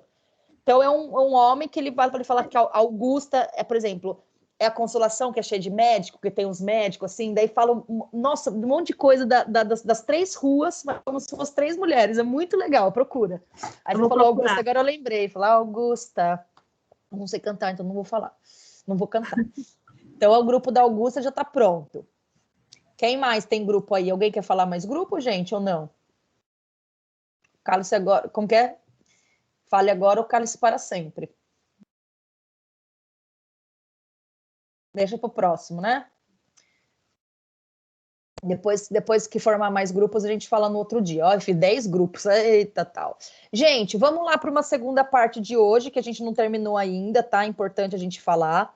Que depois de falar, então, um monte de coisa sobre as políticas públicas, o que é política, o que é políticas públicas, né? Como que é pensada, como que é feita uma política pública, para depois, quando a gente chegue na política pública sobre educação, a gente saber como é que é o trâmite, que não é tão fácil, né, gente? Passa por 7 processos, que não é uma coisa de um dia para o outro. A gente tem agora que saber, né, a estrutura do Estado. a gente sempre fala, né, sempre ouve na televisão o poder executivo, o poder judiciário, agora eles ficam brigando, né, gente? O poder judiciário que briga com o poder legislativo, que briga com o poder executivo, uma coisa que vem acontecendo aí nos últimos anos. O Estado, né, o Brasil, é um Estado democrático de direito. Então, a República Federativa do Brasil, ou nosso Brasilzão, é um Estado democrático de direito, tá? E ele possui a seguinte estrutura, a seguinte divisão de poderes. Tem o Executivo, que é formado por quem? Pelo presidente, tá? Pelos governadores, pelos prefeitos, tá? Os ministros e os secretários. Então, é o poder que a gente chama executivo, que executa, né, as leis que são votadas, né? Essas pessoas. Então, eles respondem pela administração do aparelho estatal, que é do Estado, do município e da nação, pela execução, eles vão executar as leis, né? A lei diz que tem que ter educação para todo mundo. Então, quem vai executar? Né? O presidente, o prefeito, o governador, os ministros e os secretários. Eles têm que executar as leis pela representação do Estado internacionalmente, porque tem órgãos, né, fiscalizadores que depois vão falar, nossa, o Brasil não está cumprindo, né, essa lei, aquela lei que foi votada, que foi por pessoas que foram eleitas pelo povo, etc.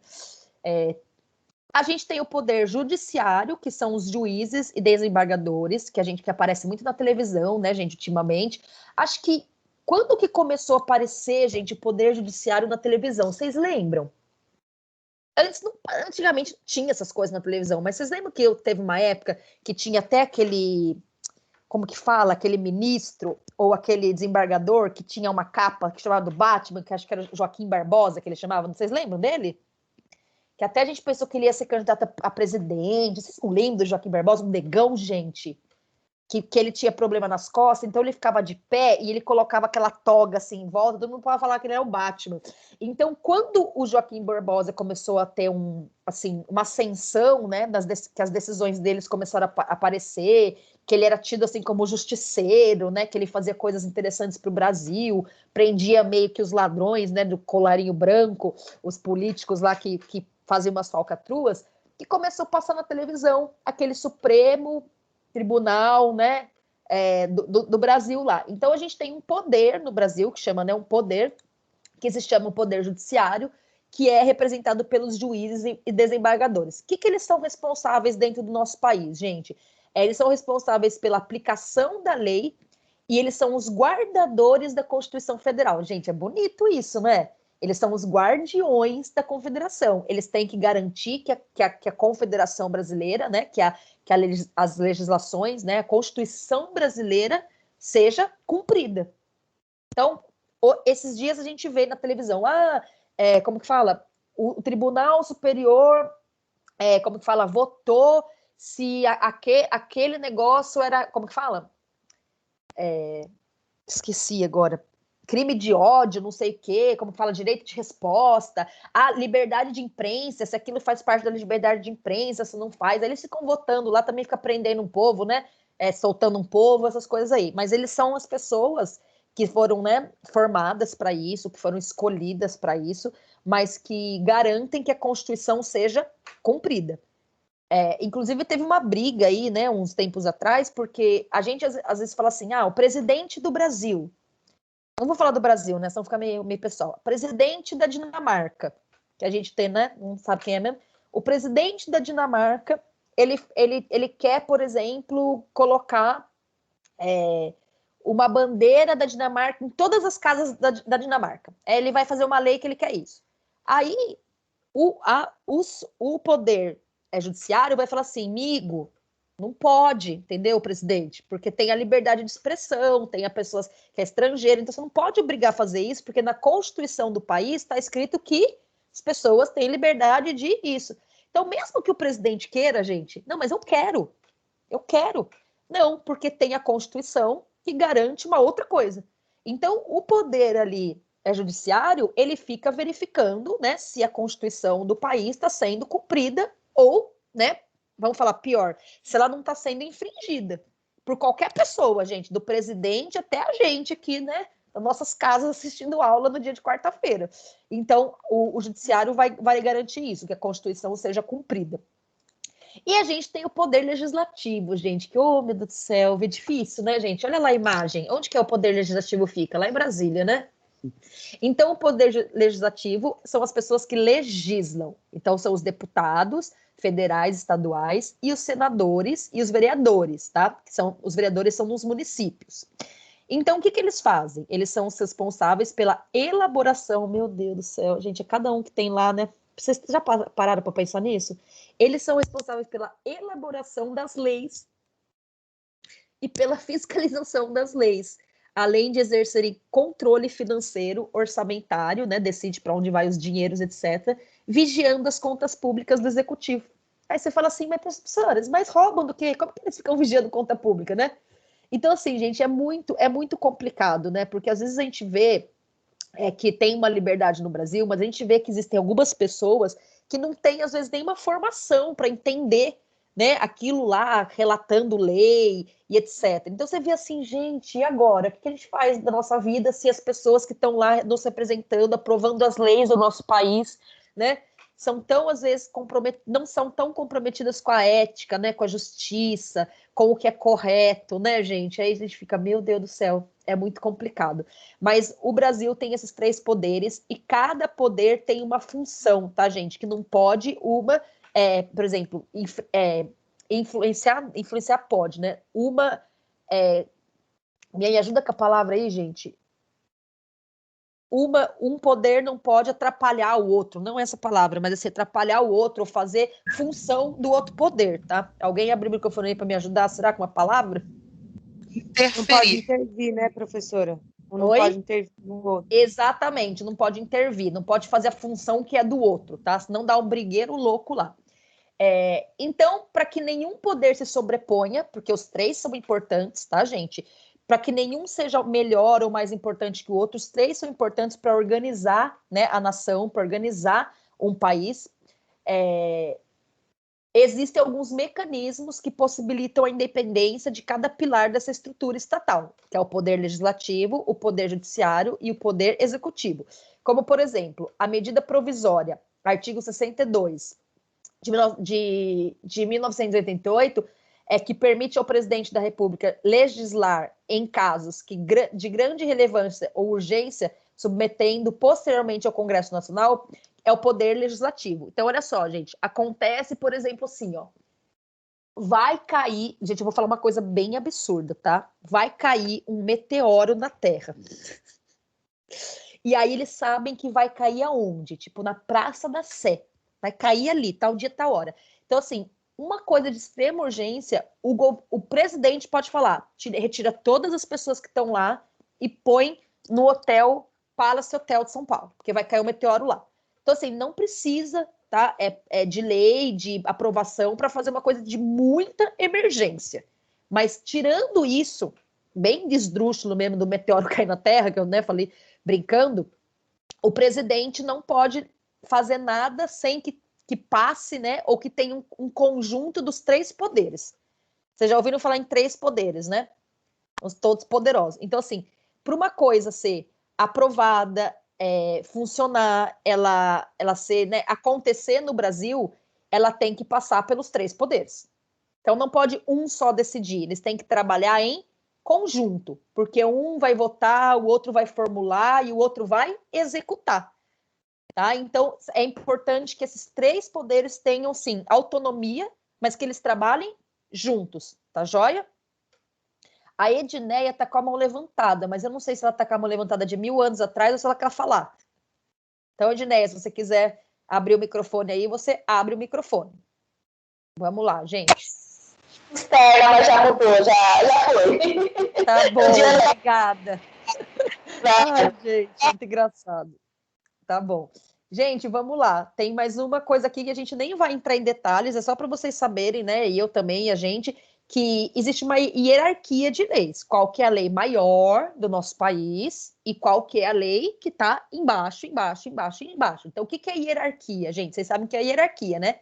É o que é mais poderoso para o menos poderoso. Por exemplo, se a gente for falar da hierarquia da universidade, a gente tem o reitor, depois o diretor, depois o coordenador acadêmico, depois os coordenadores de curso e etc. Tá? Se você for falar da hierarquia da cidade de São Paulo, tem o prefeito, depois tem os vereadores, depois tem os secretários, não é isso? E aí? Então, todo lugar tem... Todo lugar não, né, gente? A maioria dos lugares que são organizados tem hierarquia. Vamos falar da escola. Diretora, né? Supervisora dentro da escola, porque tem a supervisora né, de ensino lá, supervisora, coordenadora, professora, e depois, né, os outros setores. Então, hierarquia é isso, quando tem o mais importante, o que toma decisão maior, para indo, né, para esferas menores. Então, é importante ali que no Brasil tem uma hierarquia de leis. Então, primeiro vem a Constituição Federal e suas emendas. O que é emenda? É uma coisa que vai entrando na Constituição Federal, que é tipo uma emenda mesmo de blusa, de costura, tá, gente? Ah, põe uma emenda ali, que não está completo. Ah, vai emendando. Então, a Constituição Federal e as suas emendas são, em primeiro lugar, né, o que mais tem poder no Brasil, o que mais é o respeitado. Depois são as leis complementares, as leis federais, as constituições estaduais, né, que é dos estados, as suas emendas, as leis complementares às constituições estaduais, as leis estaduais, as leis orgânicas dos municípios e as leis municipais. Então, nenhuma lei municipal, gente, olha o que é a hierarquia. Nenhuma lei municipal pode infringir a Constituição. Então, é isso que quer dizer a hierarquia das leis no Brasil, tá? Nenhuma lei, por exemplo, de educação na cidade de São Paulo pode infringir a Constituição brasileira. Ah, mas eles votaram aqui em São Paulo dá para fazer. Mas se ele infringe qualquer artigo da Constituição brasileira, isso não é possível, não pode acontecer. Por isso que a gente tem a hierarquia. Vamos lá falar dessas coisas chatas aí, que vai chegar uma parte que vai ser legal. Chegou, gente, políticas educacionais, que bom, né?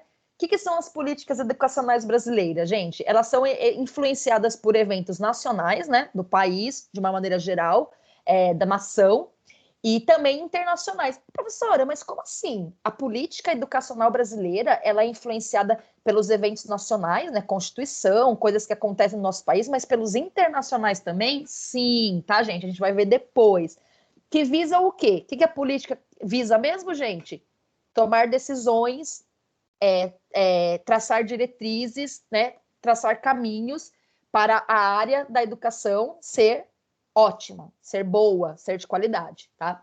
E essas políticas, também alguns programas, né, que são chamados que são dentro da política, além de contemplar o aspecto do desenvolvimento pleno do ser humano a partir da escola, né? Então, a escola contribuindo para o desenvolvimento pleno do ser humano, também se aliam a estratégias econômicas, porque precisa de dinheiro, né, gente, para ter educação, que associam a educação ao progresso e ao desenvolvimento de uma nação. Gente, às vezes, dá a impressão que no Brasil, eles não acham isso, né?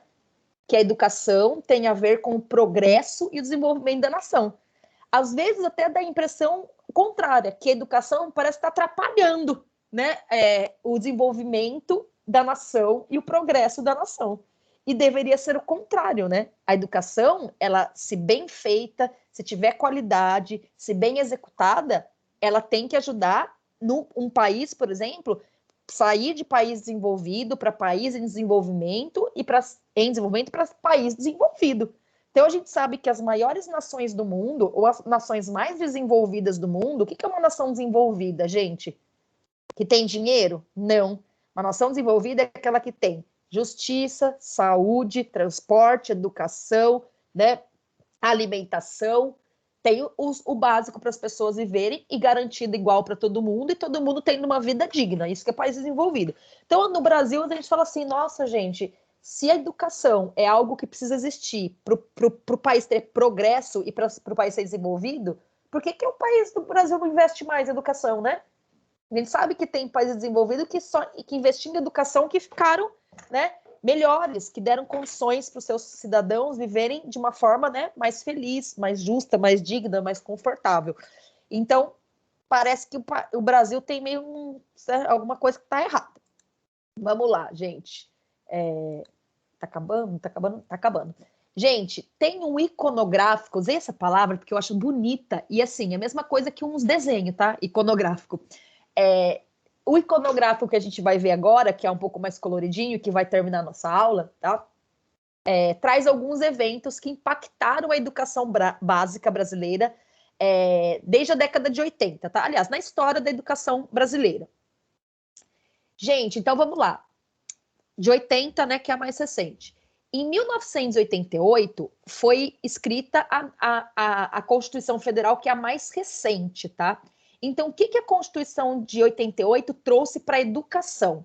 Trouxe à tona a importância da educação como um direito de todos e comprometeu a família e a sociedade com os objetivos educacionais. Porque antes disso, gente, o que acontecia no Brasil? A educação é a professora lá, a escola. Não, a educação tem que ter todo mundo envolvido, desde a família, né, os professores, os políticos, é um projeto de sociedade, que, né, a educação, e não só a gente, pedagogo, carregar essa pedra nas costas, né, gente, esse peso eu sempre falo, gente, nós vamos colocar em cima do ombro do pedagogo resolver o problema do Brasil? Você fala, professora, vai ter que resolver o problema do Brasil? Não, você vai ajudar, né, e fortemente a resolver, a tornar o Brasil um país melhor.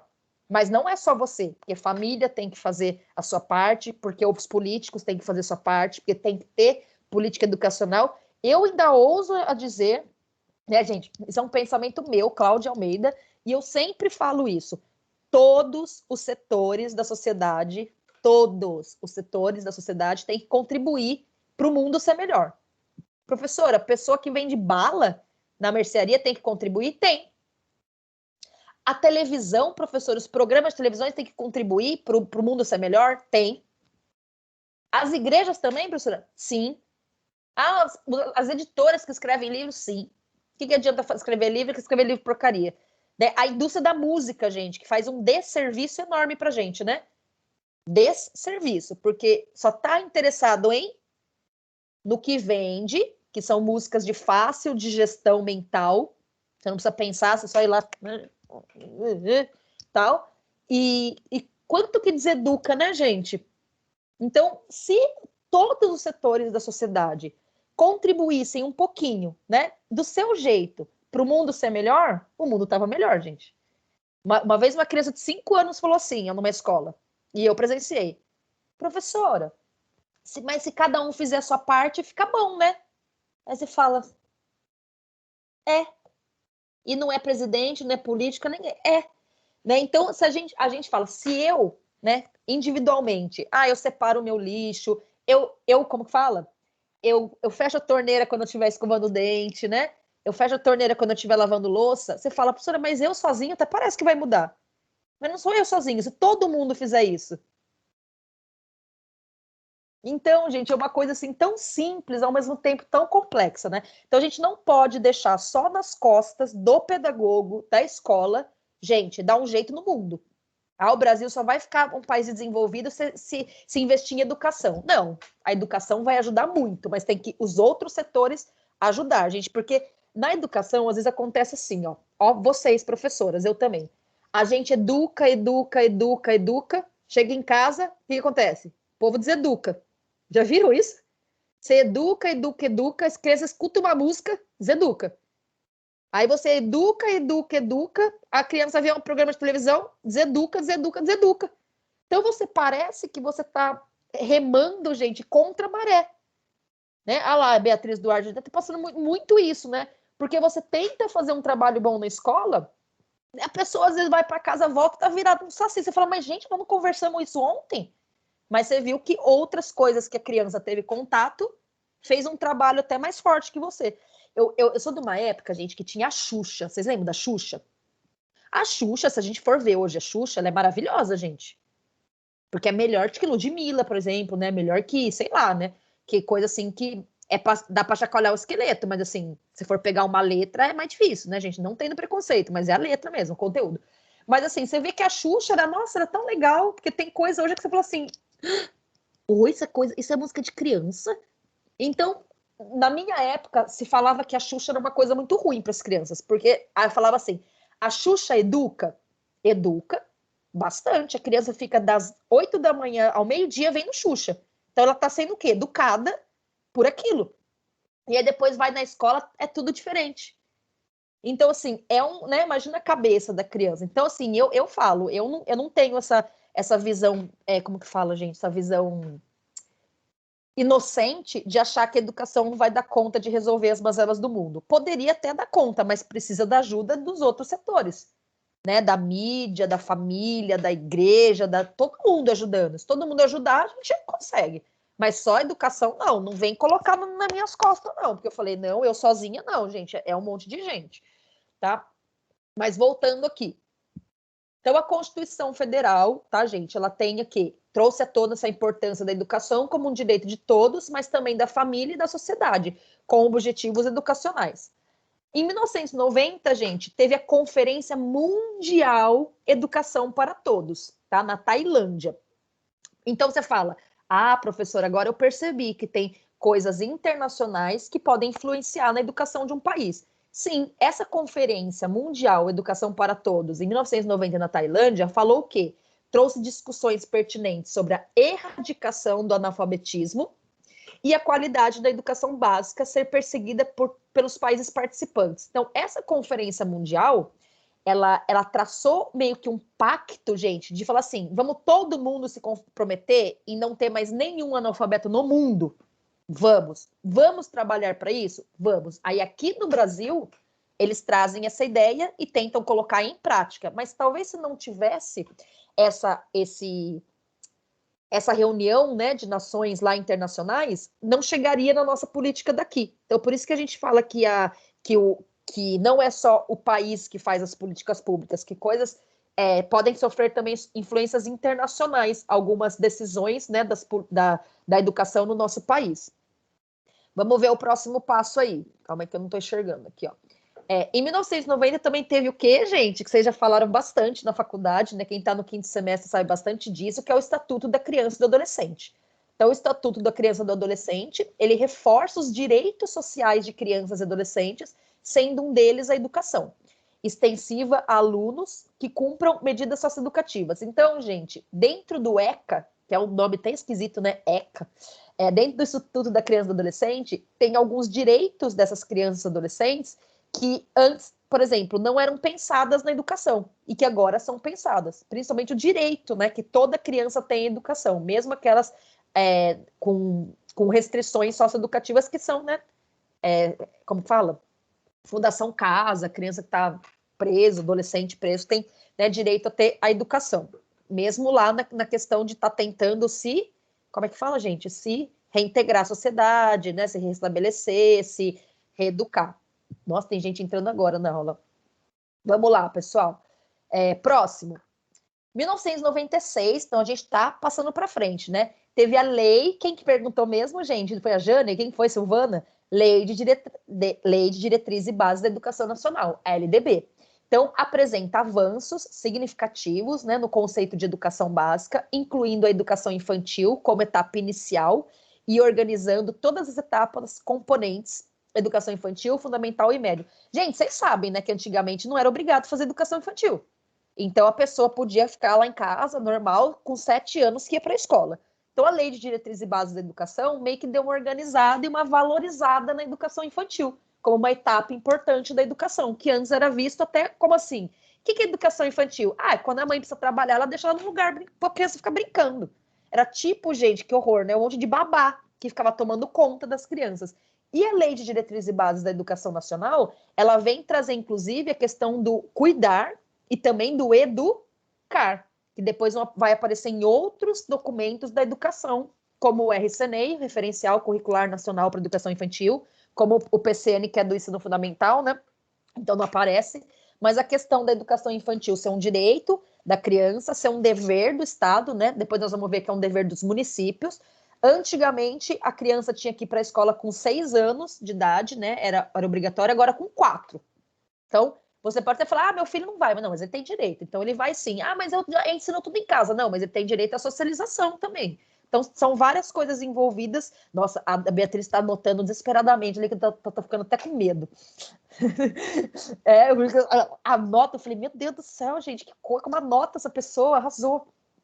Vamos lá, nada substitui o caderno, né, gente? Não tem aula gravada que substitui um caderno, uma caneta, né? Uma caneta colorida. Brincadeira, gente, vamos lá. Depois da LDB, de 1996, a gente tem, em 1997, a publicação dos Parâmetros Curriculares Nacionais para a Educação Básica.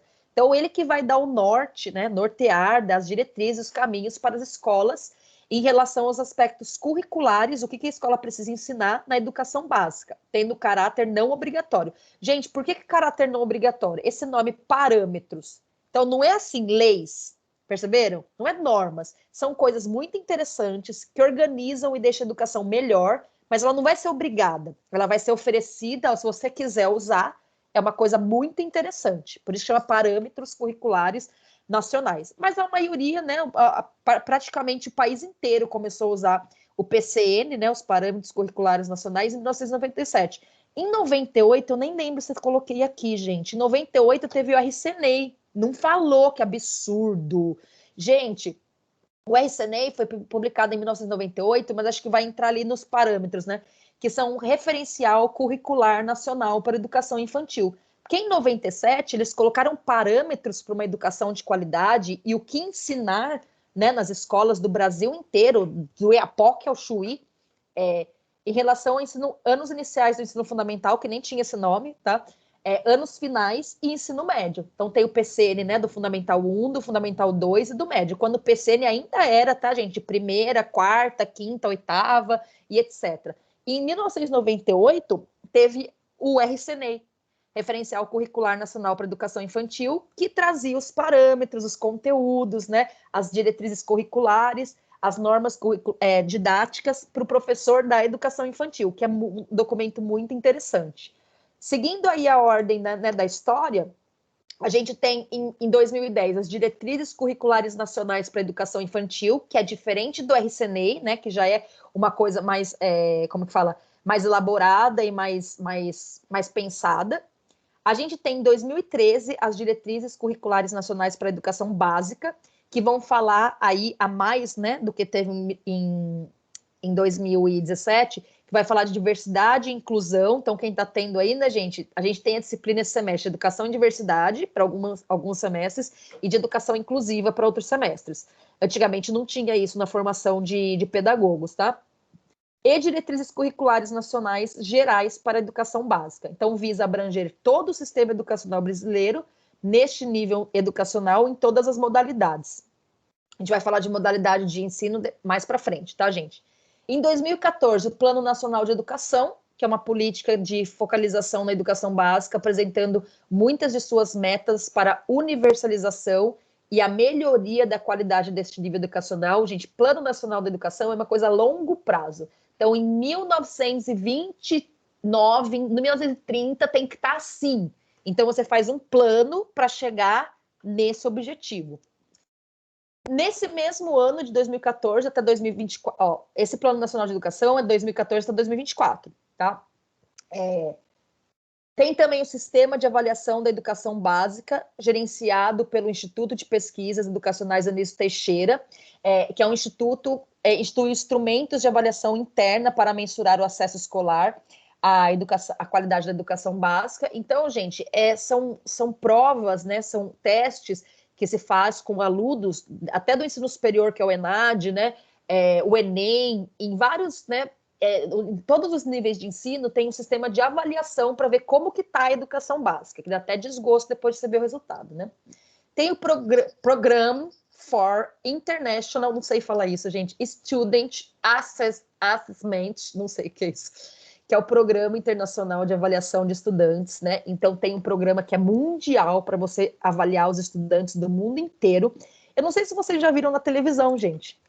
O Brasil está em último lugar no letramento matemático. Já viram isso?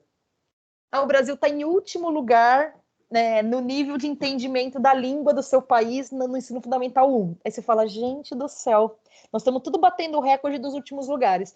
Então, esses rankings, né, das melhores educação, a melhor educação do mundo e a pior educação do mundo, são feitos por esses órgãos internacionais que vão medir, né, vão ter instrumentos que medem o êxito da educação nos países.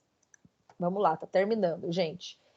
Em 2017, você tem a base curricular Base Nacional Curricular Comum, que ela surge para complementar as normas obrigatórias para os currículos, estabelecendo as habilidades e as competências a serem atingidas pelos estudantes da educação básica, tem caráter obrigatório. Vocês sabem, né, gente, que na verdade o BNCC foi começado em 2017, ele foi pensado, ele foi elaborado, ele foi só publicado em 2018 e ele foi tido como obrigatório, como assim, implantação do BNCC no início de 2019. Então aí fala 2017, mas 2017 elaboração, dezembro de 2018 publicação e início de 2019 implementação, tá? Tem um monte de etapa aí a BNCC.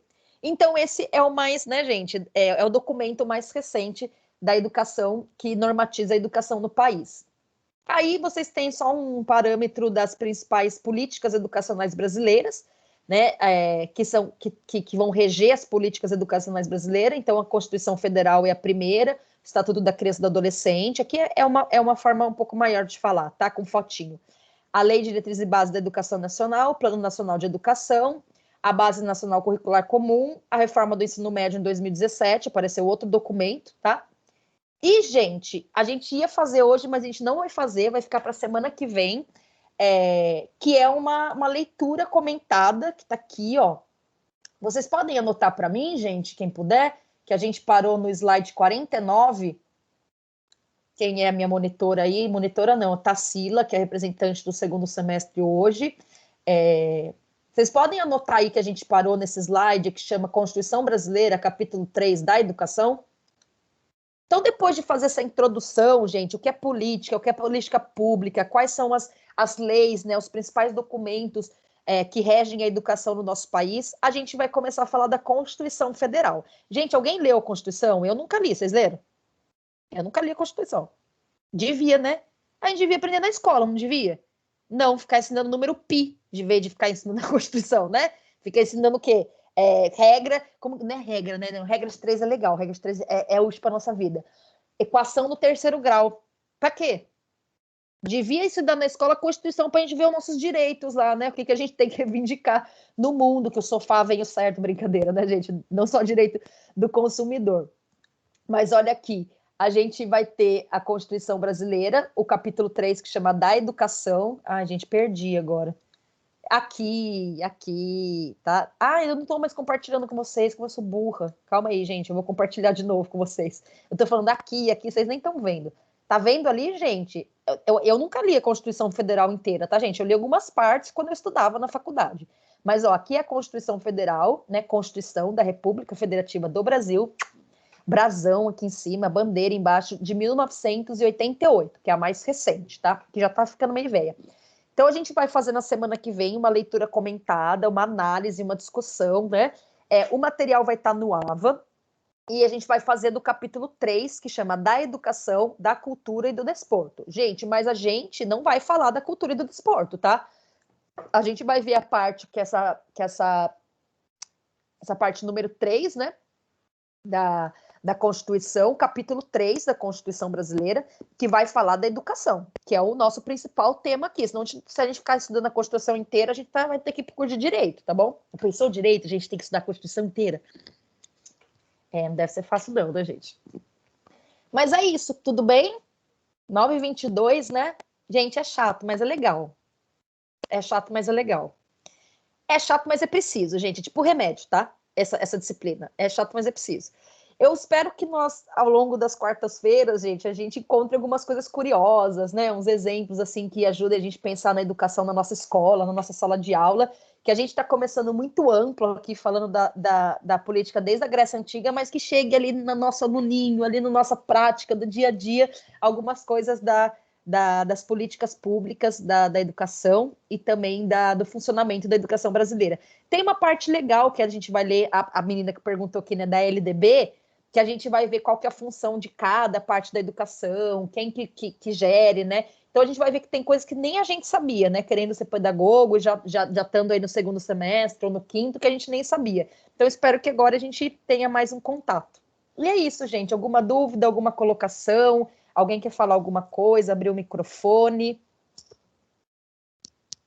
Eu quero, Valeu? professora. Quem? Então, Diga. professora, isso da LDB eu li, né, Sim. na avaliação que tem no AVA, sabe, da sua matéria, que eu entrei lá para ver um Sim, pouquinho você de foi como lá que nas era. perguntas já, né? Ó.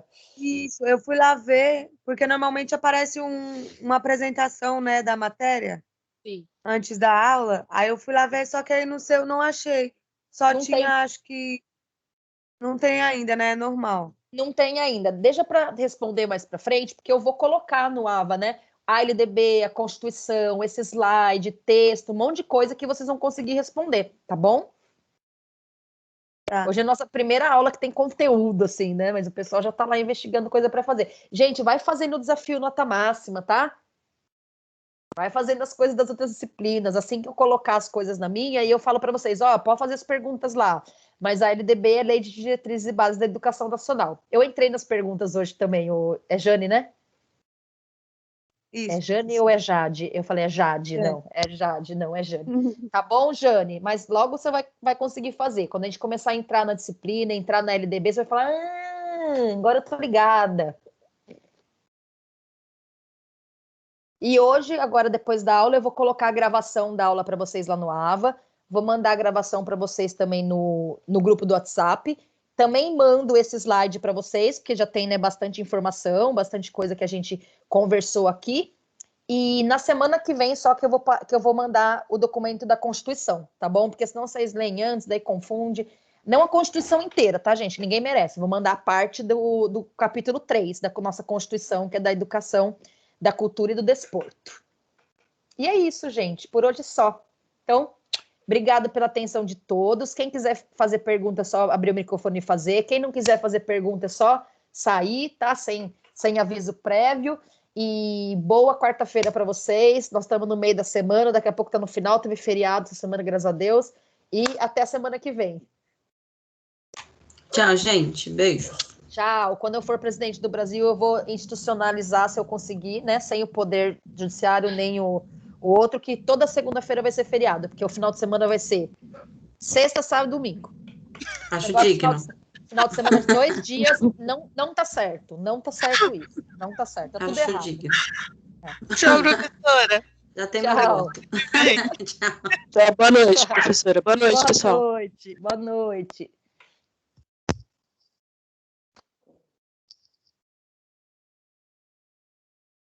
Beijinho da mamãe. Nossa, todo mundo sai tão rapidinho, né? Você viu, né? Ana Gleice, todo mundo, lógico, né? Terminou a aula, a pessoa quer ir embora. Ninguém aguenta mais falar, ainda mais essa falar de lei. Ave Maria.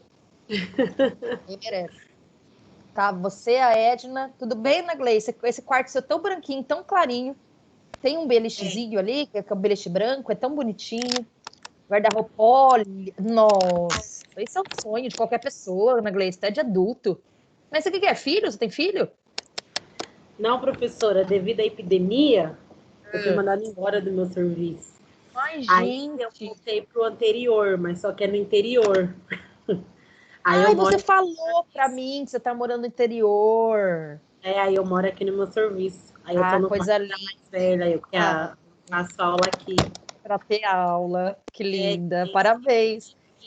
Tem tudo. Que ela tem aula aqui, né? Ana Gleice, você fica aí tendo a aula até, tá? Nem que volte presencial, a gente dá um jeito de você continuar fazendo assim, tá? Tá. Eu mandei e-mail, mas ninguém responde o e-mail para mudar para EAD, como que faz. Não muda agora não, Ana Gleice, EAD é mó pepino. Tem que ficar estudando sozinho, não tem professor, uma desgraça. Você está acostumado com a gente já, vai levando. E daí, no semestre que vem, aí se voltar ao presencial, tal, daí você. Porque mudar no meio do semestre é muito ruim, Ana Gleice. Eu imagino. Já tem provinha aí, você sabe que as provinhas são tudo, né, online agora, tudo Então vai levando, se por acaso voltar, a gente vê seu caso, aí a gente, né, vê o que tem que fazer. Mas por enquanto, vai aí fazendo e aonde que é no interior? Assis, que legal. Parabéns, Conhece? cidadão. Eu nunca fui em Assis, mas eu conheço porque na época que ia Ribeirão Preto, ali no interior de São Paulo, eu via muito falar. A cidade é meio grandinha, né? Não é cidade titica, não. A cidade é cidadão. Então tá bom, boa sorte aí na Gleice, boa estada aí. Espero que seja bom para você e para todo mundo aí, tá bom? Tá bom. Então tá. Então um beijo, qualquer coisa me chama no WhatsApp. Tá bom, tchau, boa noite. Tchau. Então, gente, estamos finalizando aqui a aula da quarta-feira, dia 9 de setembro de 2020, com a participação do Panqueca, e até a próxima.